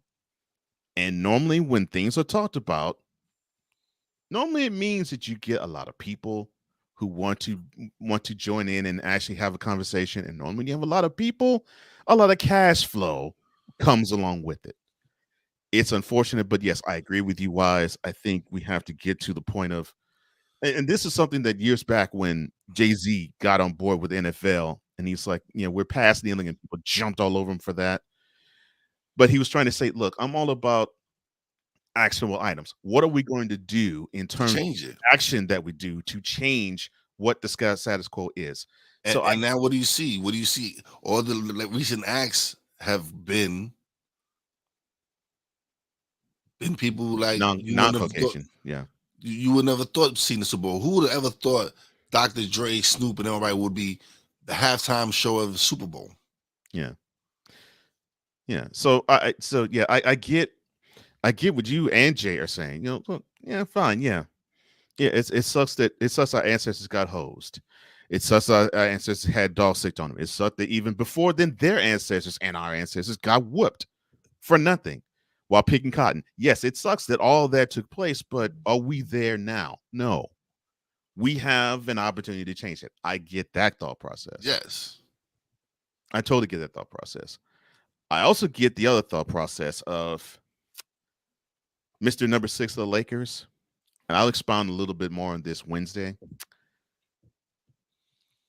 you got to understand how the media works. And yeah, you could say, well, I've been standing in front of podiums answering questions for 19 plus years. Yes, no, actually more than that, because you had to deal with that stuff in high school too. But being on the other side, being actually in the game, I can tell you, if it's a such a matter that the editors want the reporters to push, those news editors will tell the reporters, you will ask these questions because I want to know the answer to what he thinks about this situation, this situation, this situation. That is how it works. And since basically Gerald gave his thought, gave his understanding, gave his opinion, and you are in the NBA and not in the NFL, you're not going to be asked that question from NBA reporters. Not all that much. So you have to know how the game rolls. That wasn't something that news editors were saying to the reporters in that pool. Yeah, finally ask that question. Ask LeBron what he thought of Jerry. Like, LeBron, you're a basketball player. Like, yeah, I'm here. I'm a basketball beat reporter. I am going to ask you basketball related questions. Kyrie is a basketball player. It is basketball related question. Thank you. You want to make it more. Mm-hmm. Why isn't nobody asking me about Jerry Jones' pitch? Because, dude, that pitch is ancient. Yeah, it's 55 years old, 65 years old. So yeah, you know what? This is over. This. Oh, man is we here. are. The man is here. We are. We cut this quick. Oh yeah, we definitely can. We definitely can. I was waiting for this because I've been needing this for the last couple of days. Don't soil this program by putting crap on it. Joe Buck, I cannot take him. I just no dice. I'm glad Carlos Boozer finally took the kiwi off his face. It should be on your shoes, not your face. It's kiwi shoe polish, for God's sake. LeBron should come clean about his age. I wish baby Jesus that I had alcohol in this container because I need some after watching Screaming Nate Smith. Baby Jesus? Really? 6 pounds, 7 ounces. Go tell 5 of your friends and 8 of your enemies that Chris Bass will be in the air.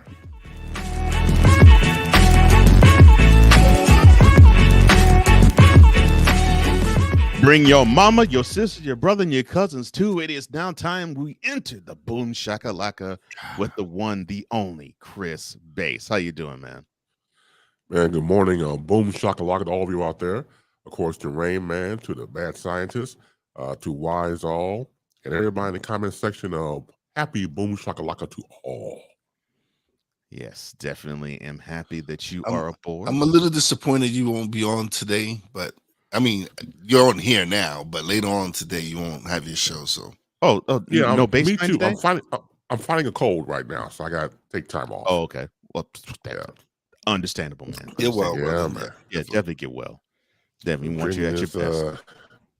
Drinking this damn tea and trying to break up everything that's inside. You know what that congestion is, so skull. Oh yeah, it's a pain. I understand. I feel you. I'm just getting over a cold recently too. So, yeah, exactly.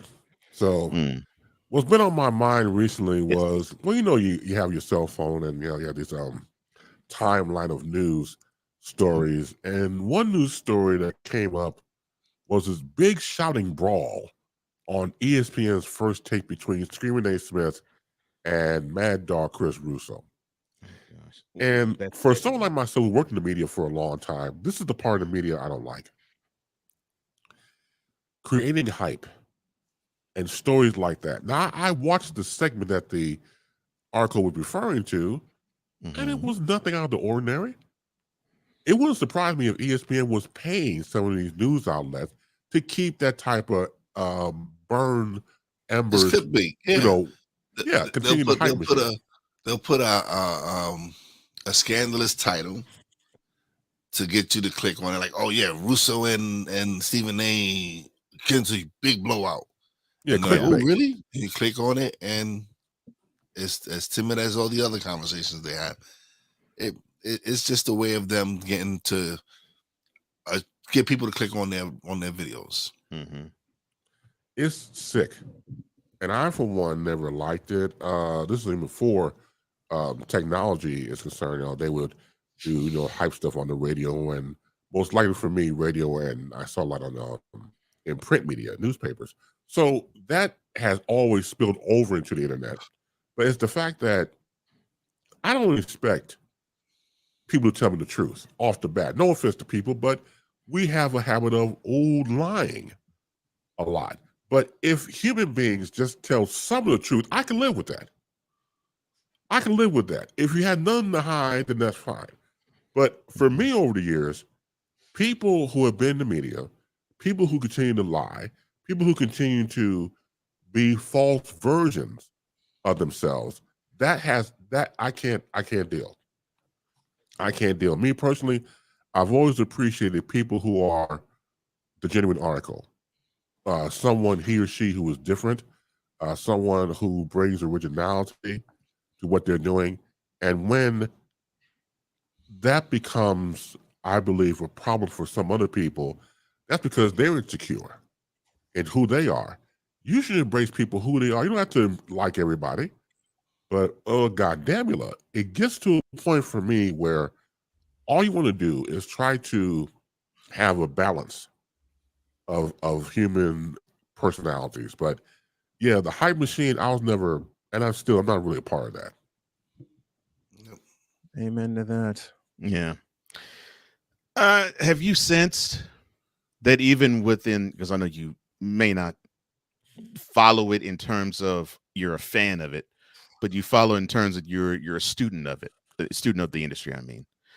Have you found it to be interesting and quite a bit head scratching that, as you have alluded to him before, Screaming A. Smith has chosen others who are screamers on television like him, like Michael Irvin, like the aforementioned Chris Russo? Well, to completely be transparent, though, Chris Russo probably one of the fathers of screaming talk radio, to his credit, big on radio in New York all these years. So having said that, for a Screaming A. Smith to translate that to television, yeah, whatever works, because people they like negativity. They like loudness. See, a good person who's quiet, demeaning, they don't want that. It shows in television programs, it shows in reality shows in particular, everybody likes attitude. Yeah. And they get the draw. Now, I'll give you a perfect example. So I was doing my show at a place called Urban Broadcast Media. I was doing Baseline Monday through Friday. And I took a poll of my audience, like, what is it with reality shows? People were calling in and emailing me and texting me, stuff like that. I said, okay, for the record, I'm going to watch some of these reality shows. So the next 3 weeks, I watched the Kardashians, and then I watched the Hot Mess of Atlanta with the black women and the neck rolling and the weaves flying all over the place. The Hot Mess of Atlanta. That's what I call it, the Hot Mess of Atlanta, right? And you're some right. of the I think, and then it was like hip hop, love, and basketball, some crap. So I watched these three, and all it was negativity. Mm-hmm. All it was negativity. I'm gonna get you. Y'all go to hell and everything else. And so, again, if you like to watch that fight, the formula for me is just oversaturated because everybody. If a baby was born on the show, the baby come out with an attitude. Oh, F you. Well, that's your first words. F you. Not spat out. Not womb, mommy or daddy. No, F you. Oh, F you. Spat out the womb cursing? Yes. Out the womb cussing. Yes. That sure was a cussing baby right there. Smack him on the butt. F you. Oh, Lord. F you, yep. The fool baby.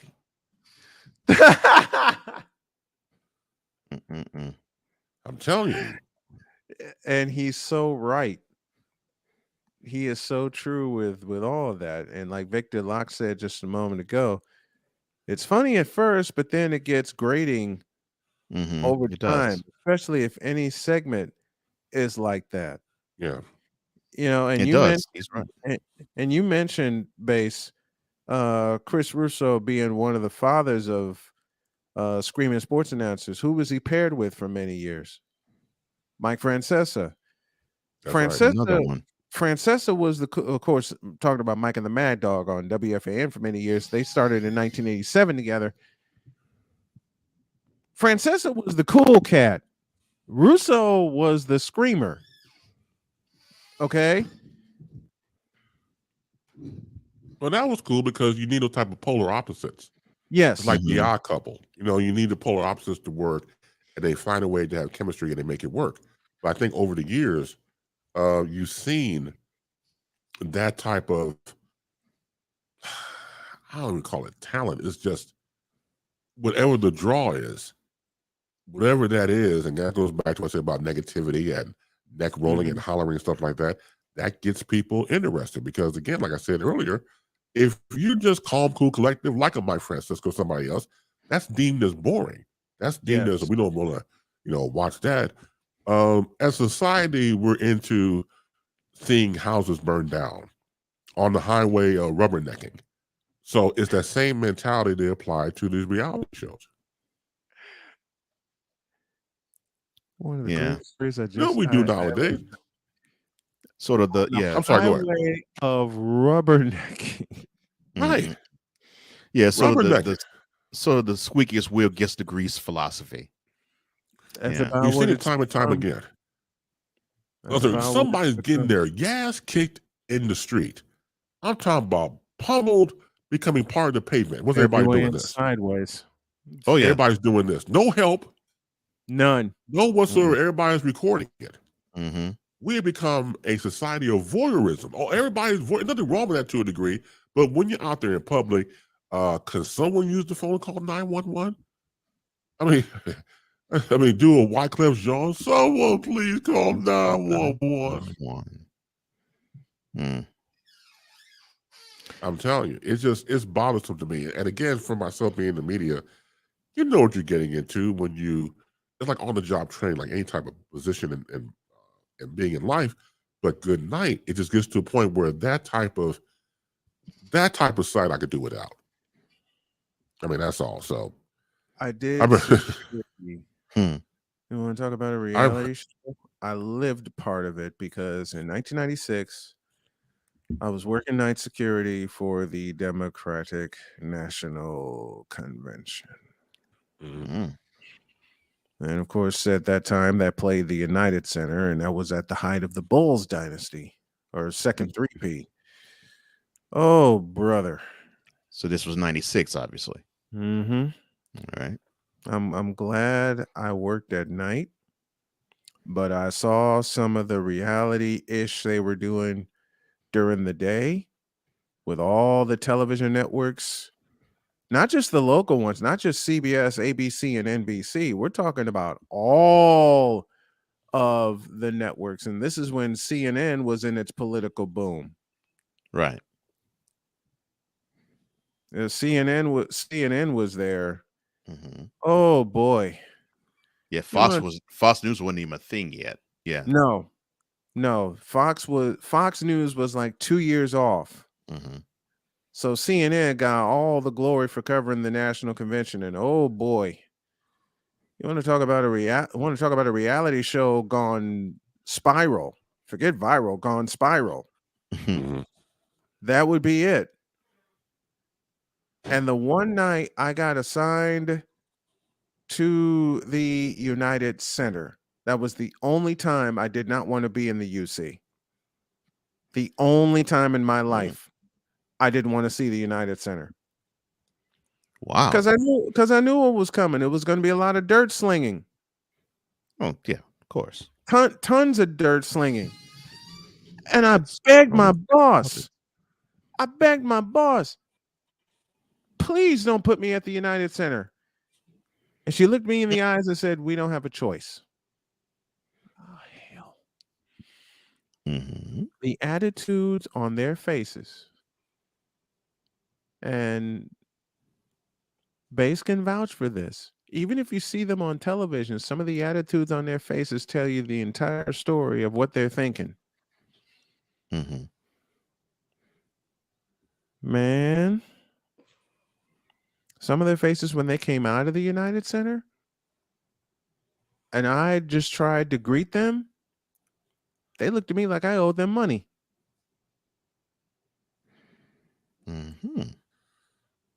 You ever get into an industry that you love and you meet people that you grew up watching, and then you meet them in person and they happen to be a true asshole.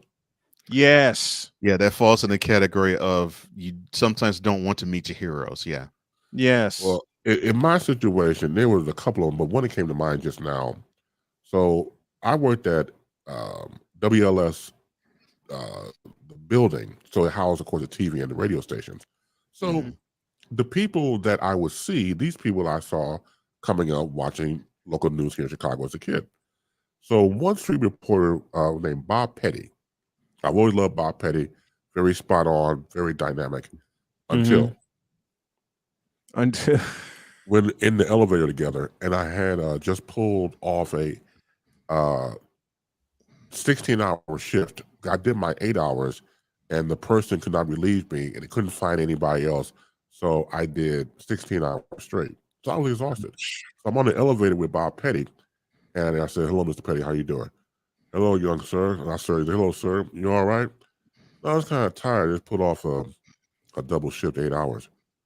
"And you're tired?" I said, "Yes. Yes, I'm tired. Will you be tired?" So that's the trouble with you young people. You take all these opportunities and you waste them. I what? "Yeah, you heard me. You young people take opportunities like this and you waste them." I said, "Well, I'll tell you what, Mr. Petty, you are your last name." Oh no. Oh wow. Somehow I knew that was coming. Yeah. With that was his such last a name, smooth setup. with his last name, somehow I knew that was coming. Exactly. Ben, where you been, Base? Ben, where you But been? see these moments, that's when you realize you have to go back to hell. Oh no, here we go. Yeah, no, ain't no here we go, Doc. I'm telling you, you know what I'm talking about. These people Yes. are Wait, otherworldly. why go back there? Not Because to they there. said- Go back to there. They they do turned him not loose. belong here. And I know they don't- because they escaped They from turned him loose. whence they come from. And they've had it pretty good here. They've gone to Dairy Queen and got their ice cream and everything else and live it up. Oh yeah, Friday night. They have a good time. But your soul is required to go back to hell. Really? Not go to. Your Go soul back. is required to go back to hell. Yes. He didn't say go to hell, folks. He said go back to hell. Well, how And do you they know know who they came, are. How did you know they came from there though? Bob Petty. You have to tap into your sixth sense. Okay. You have to just sit back and just look at them. And don't say just and let your sixth sense take over. And you have to realize that they may look human, they may talk like everybody else, but they have a black heart.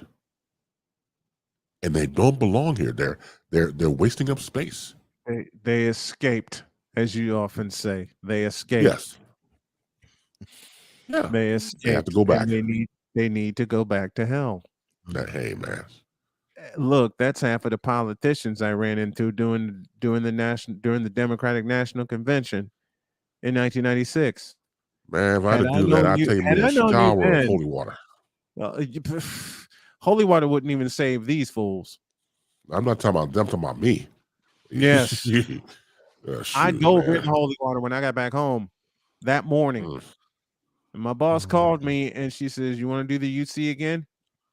I'll borrow a phrase from Base. Hell nope. Oh my gosh. Like, oh God. I'm sorry, I have to address something. I saw some in the comment section. What's the name? Rod West? Oh, Take no. it, put that up for a second. Take Put that it. up for a second, please. Oh, Put it up Take for a it, second, Base. please. Take Oh it. no. Okay. Oh Lord. Let's I'm not even going to read. I just want everybody to see the ignorance that was just typed just now. Nonsense. Okay. Now let's get something perfectly clear. Yes. Rod West. Oh Lord. I'm sure you're a lovely human being. We never met before. But this start over show stuff and stop the crap. No, you, sir, are crap. And you need to stop this right now. Right now. Because if you do not, I will find you. And I will put you in the figure 4 leg lock. In other words, I think Bass is saying, I don't remember asking you a thing. Ouch. I have my own crap when I do my show. I don't need to come here and have you be a very bad imitator. I mean, it's just disgusting. Oh, not a bad. How do you get off on telling somebody to start over? I'm tired. I think my job on earth now is to address stupid ass people. I think I've been sired by some sort of forge in life to realize that you make no sense at all by doing this. I have my own to deal with. And here's the thing about ignorance. Mm-hmm. When you are ignorant, you're always the last to know. Oh my gosh, no. There's no reason. There's no reason to type something that's stupid. Can you It's say stupid. that again about ignorance? I'll say it again for the cheap seats. Please. In the old Chicago Stadium. When you are ignorant, you're always the last to know. Wow. Everybody can see it but you. Because you'll deny it because your dumb ass don't know you're ignorant. Can we? Hey, man, that ain't me. Yes, it is. Yes, it is. Who you talking about? Talk about you, fool. That's just like you're always the last to know. Wow. That's just like a parent I had to deal with when I was covering Whitney Young, who saw me pull out my equipment, the mixer, the laptop, my headset, all the wires. I set everything up.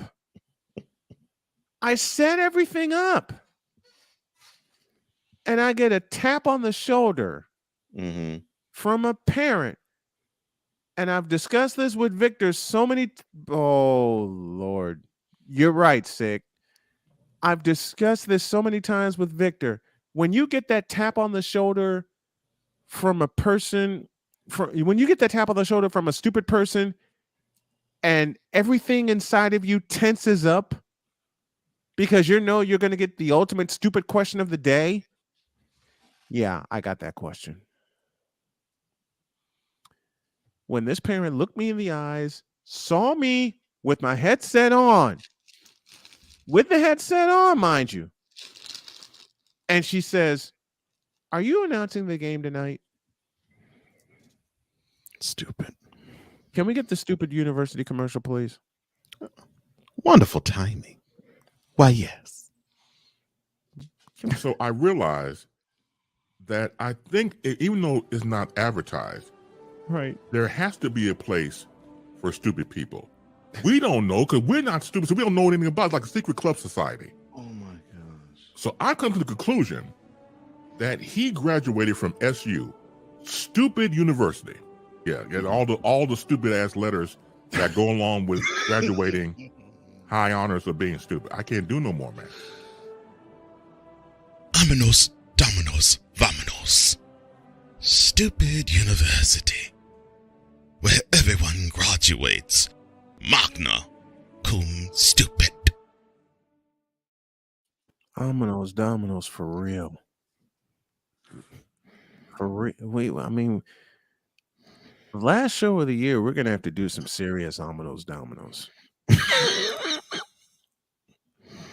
Because there have been some stupid people and stupid comments throughout the course of this show, throughout the course of this 9 years, and especially since Cole has been brought on as not only my partner but executive producer. Good. Like that. You know what? I don't remember asking you a thing. Perfect. No, he can vote for or support anybody he wants to. I have no problem with that. It's the other crap I have a problem with. I don't give two damns who you vote for. That is what I have a problem with. That right there. Because again, he should not be named. This dumbass tells me that my notifications for my show is too early. As I said before. Now, what intelligence you have left, don't squander it. There's hope. Hang on. God is good all the time. You can be saved. No, he can't. You can be saved. I believe in trying to heal my brothers, but I will kick your ass before the healing starts. Oh, Lord have mercy. I think. Wait. The damn shame. You know, Christ on the cross. I mean, you just try your best to. This is help better these than the people, horse but comment. with base threatening this. That's a waste of a good belt. I keep telling people that. That's a damn good belt. Don't waste it. Oh, good Lord. Oh, Lord. Okay. Tell he who shall not be named. Oh no. Oh, good Lord. Are you? Are you okay, sir? I don't understand. Oh my Breathe. God. Breathe. I try to save some of these Mother Hubbards. I try my best. I try, man. I try to save some of them. I'm trying to save them, man. I try to just save a hole. If I can save one hole, my life won't be in vain. No. We can't call you Captain Save a Hole, Base. We can't do that. No, I refuse to do that. We can't do that, brother. I'm not saying I Base am. is not a. I'm not saying I'm not. I'm just saying, but if I could save one hole, good. if I could save one whore, man, my life will not be in vain. But it's casual. Al, 100, brother. Some cannot be saved. Some cannot be saved. No, you're right about that. No, at least I tried. Nothing beats a failure but a try. What's up, Hot TV? What's up, Hot TV? Underrated Darkness, brother. Underrated Darkness. Good morning. Good to see you again, my man. Yeah. Oh my gosh. Oh wow. Oh wow. Somebody got to do it. Hell, I'll do it. I got nothing else better to do in my life. Let me try to save a whore. Underrated Darkness responds, let them go. If you a hoe, let my horse go. Let me show you the way. Right, I got it.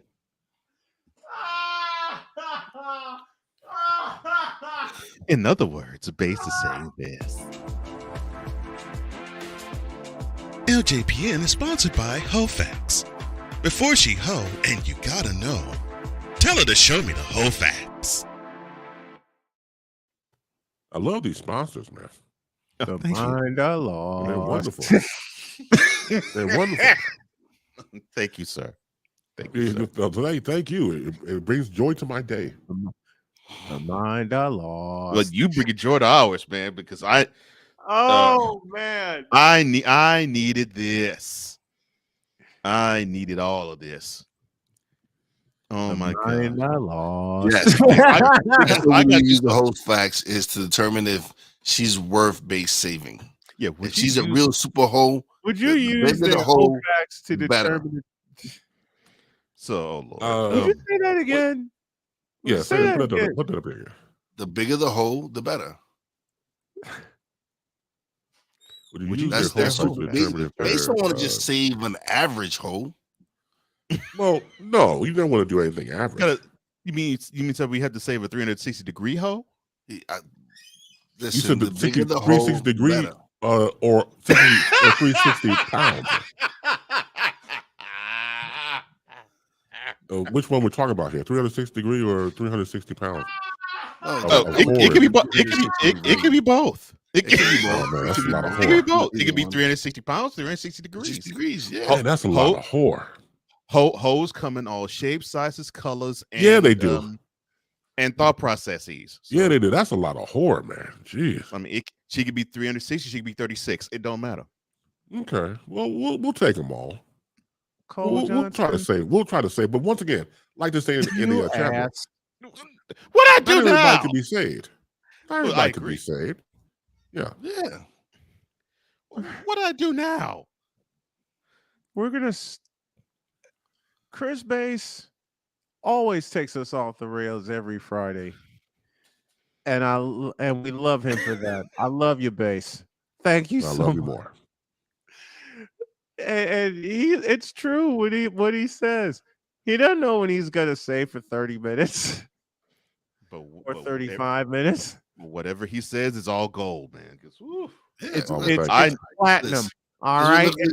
I needed this, man. Ooh, I needed Chris Bass, bronze god and reformer of hoes. I'll take it. Bronze god and reformer of hoes. Look, man. Not another I mic drop from you, Mr. McCarthy. Goodness gracious. I try. Now, all you can do is try. And, like I said before, and I'll say it again. If I can driver. save one whore, if I can save one whore, and again, my life, my life will not be in vain. I rest my scrotum. Victor says, yeah, but you can't carry no 360-pound hoe. Who said anything about carrying? That's what I was saying. No one said anything. I didn't say anything about carrying it. Look, I have a hernia and a slip disc. I can't afford that. Reform. Nothing about no carrying. That's nothing about no carrying now. Let's get it straight. Carry. I wouldn't want to carry a 10-pound hoe. That's a hell of a lot to. That's a hell of a lot to carry. No, Good come on, grief. whore. Come on, 360-pound whore. You're walking or limping or whatever you do, because I ain't gonna carry you. You gotta go. Rolling Come on, along. whore, we gotta go. Rolling, rolling, rolling, rolling, rolling, rolling. Ain't nothing wrong with your feet. Rolling, Get up. rolling. Oh my gosh, yeah. We might as well play it now. Good Lord.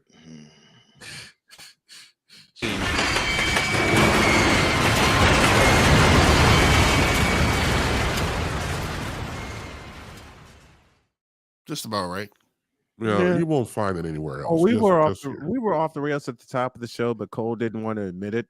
I mean, I did. I played that thing 15 minutes into the show. Yeah, but you didn't want to. Chris Bass joins us every single Friday. Y'all best believe I'm cutting the daylights out of this, and this is going up on the playlist. Check out Snowman in the Morning on YouTube. Look for the Boom Shakalaka playlist. This will be the feature. Thank you, sir. We love you. Thank you. Thank you, gentlemen. I'm Love gonna you. get a Have a shirt made like fantastic that. weekend. Hoes lives matter. What?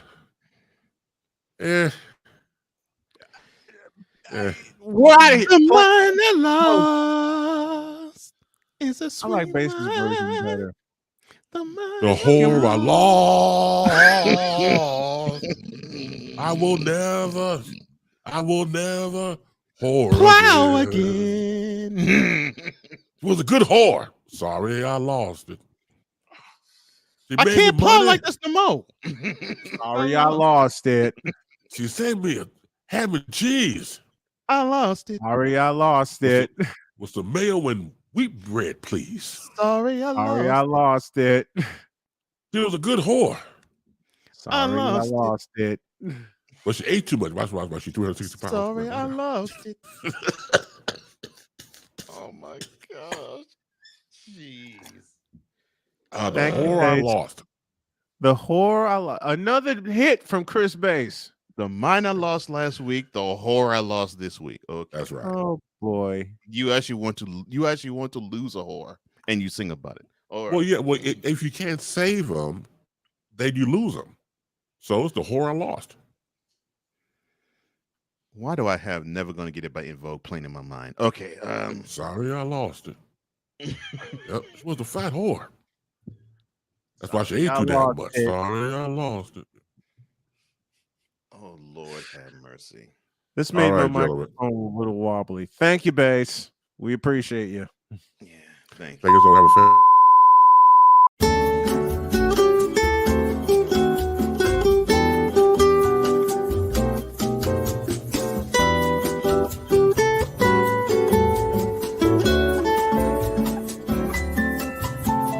We are experiencing technical difficulties. Please stand by. The host needs to collect himself for a moment or two. Please stand by. The host simply can't believe how people can be such dolts and idiots. Please stand by. We now return you to your regularly scheduled programming, already in progress.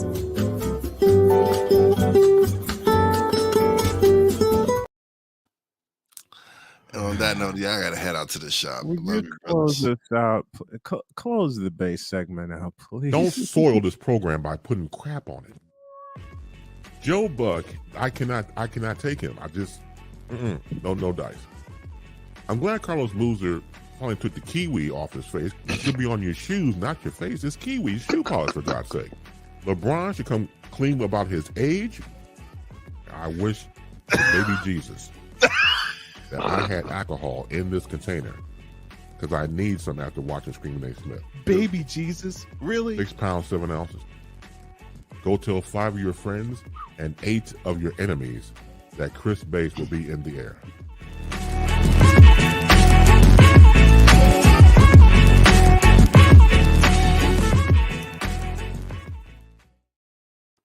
From the mind I lost to the whore I lost.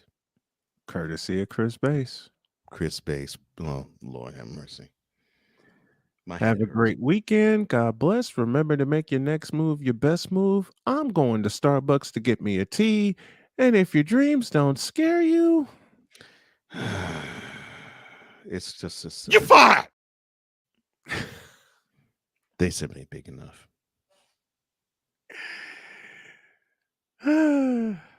Good Lord. I'm going to have a headache from laughing. We're out of here. See you Monday. Peace.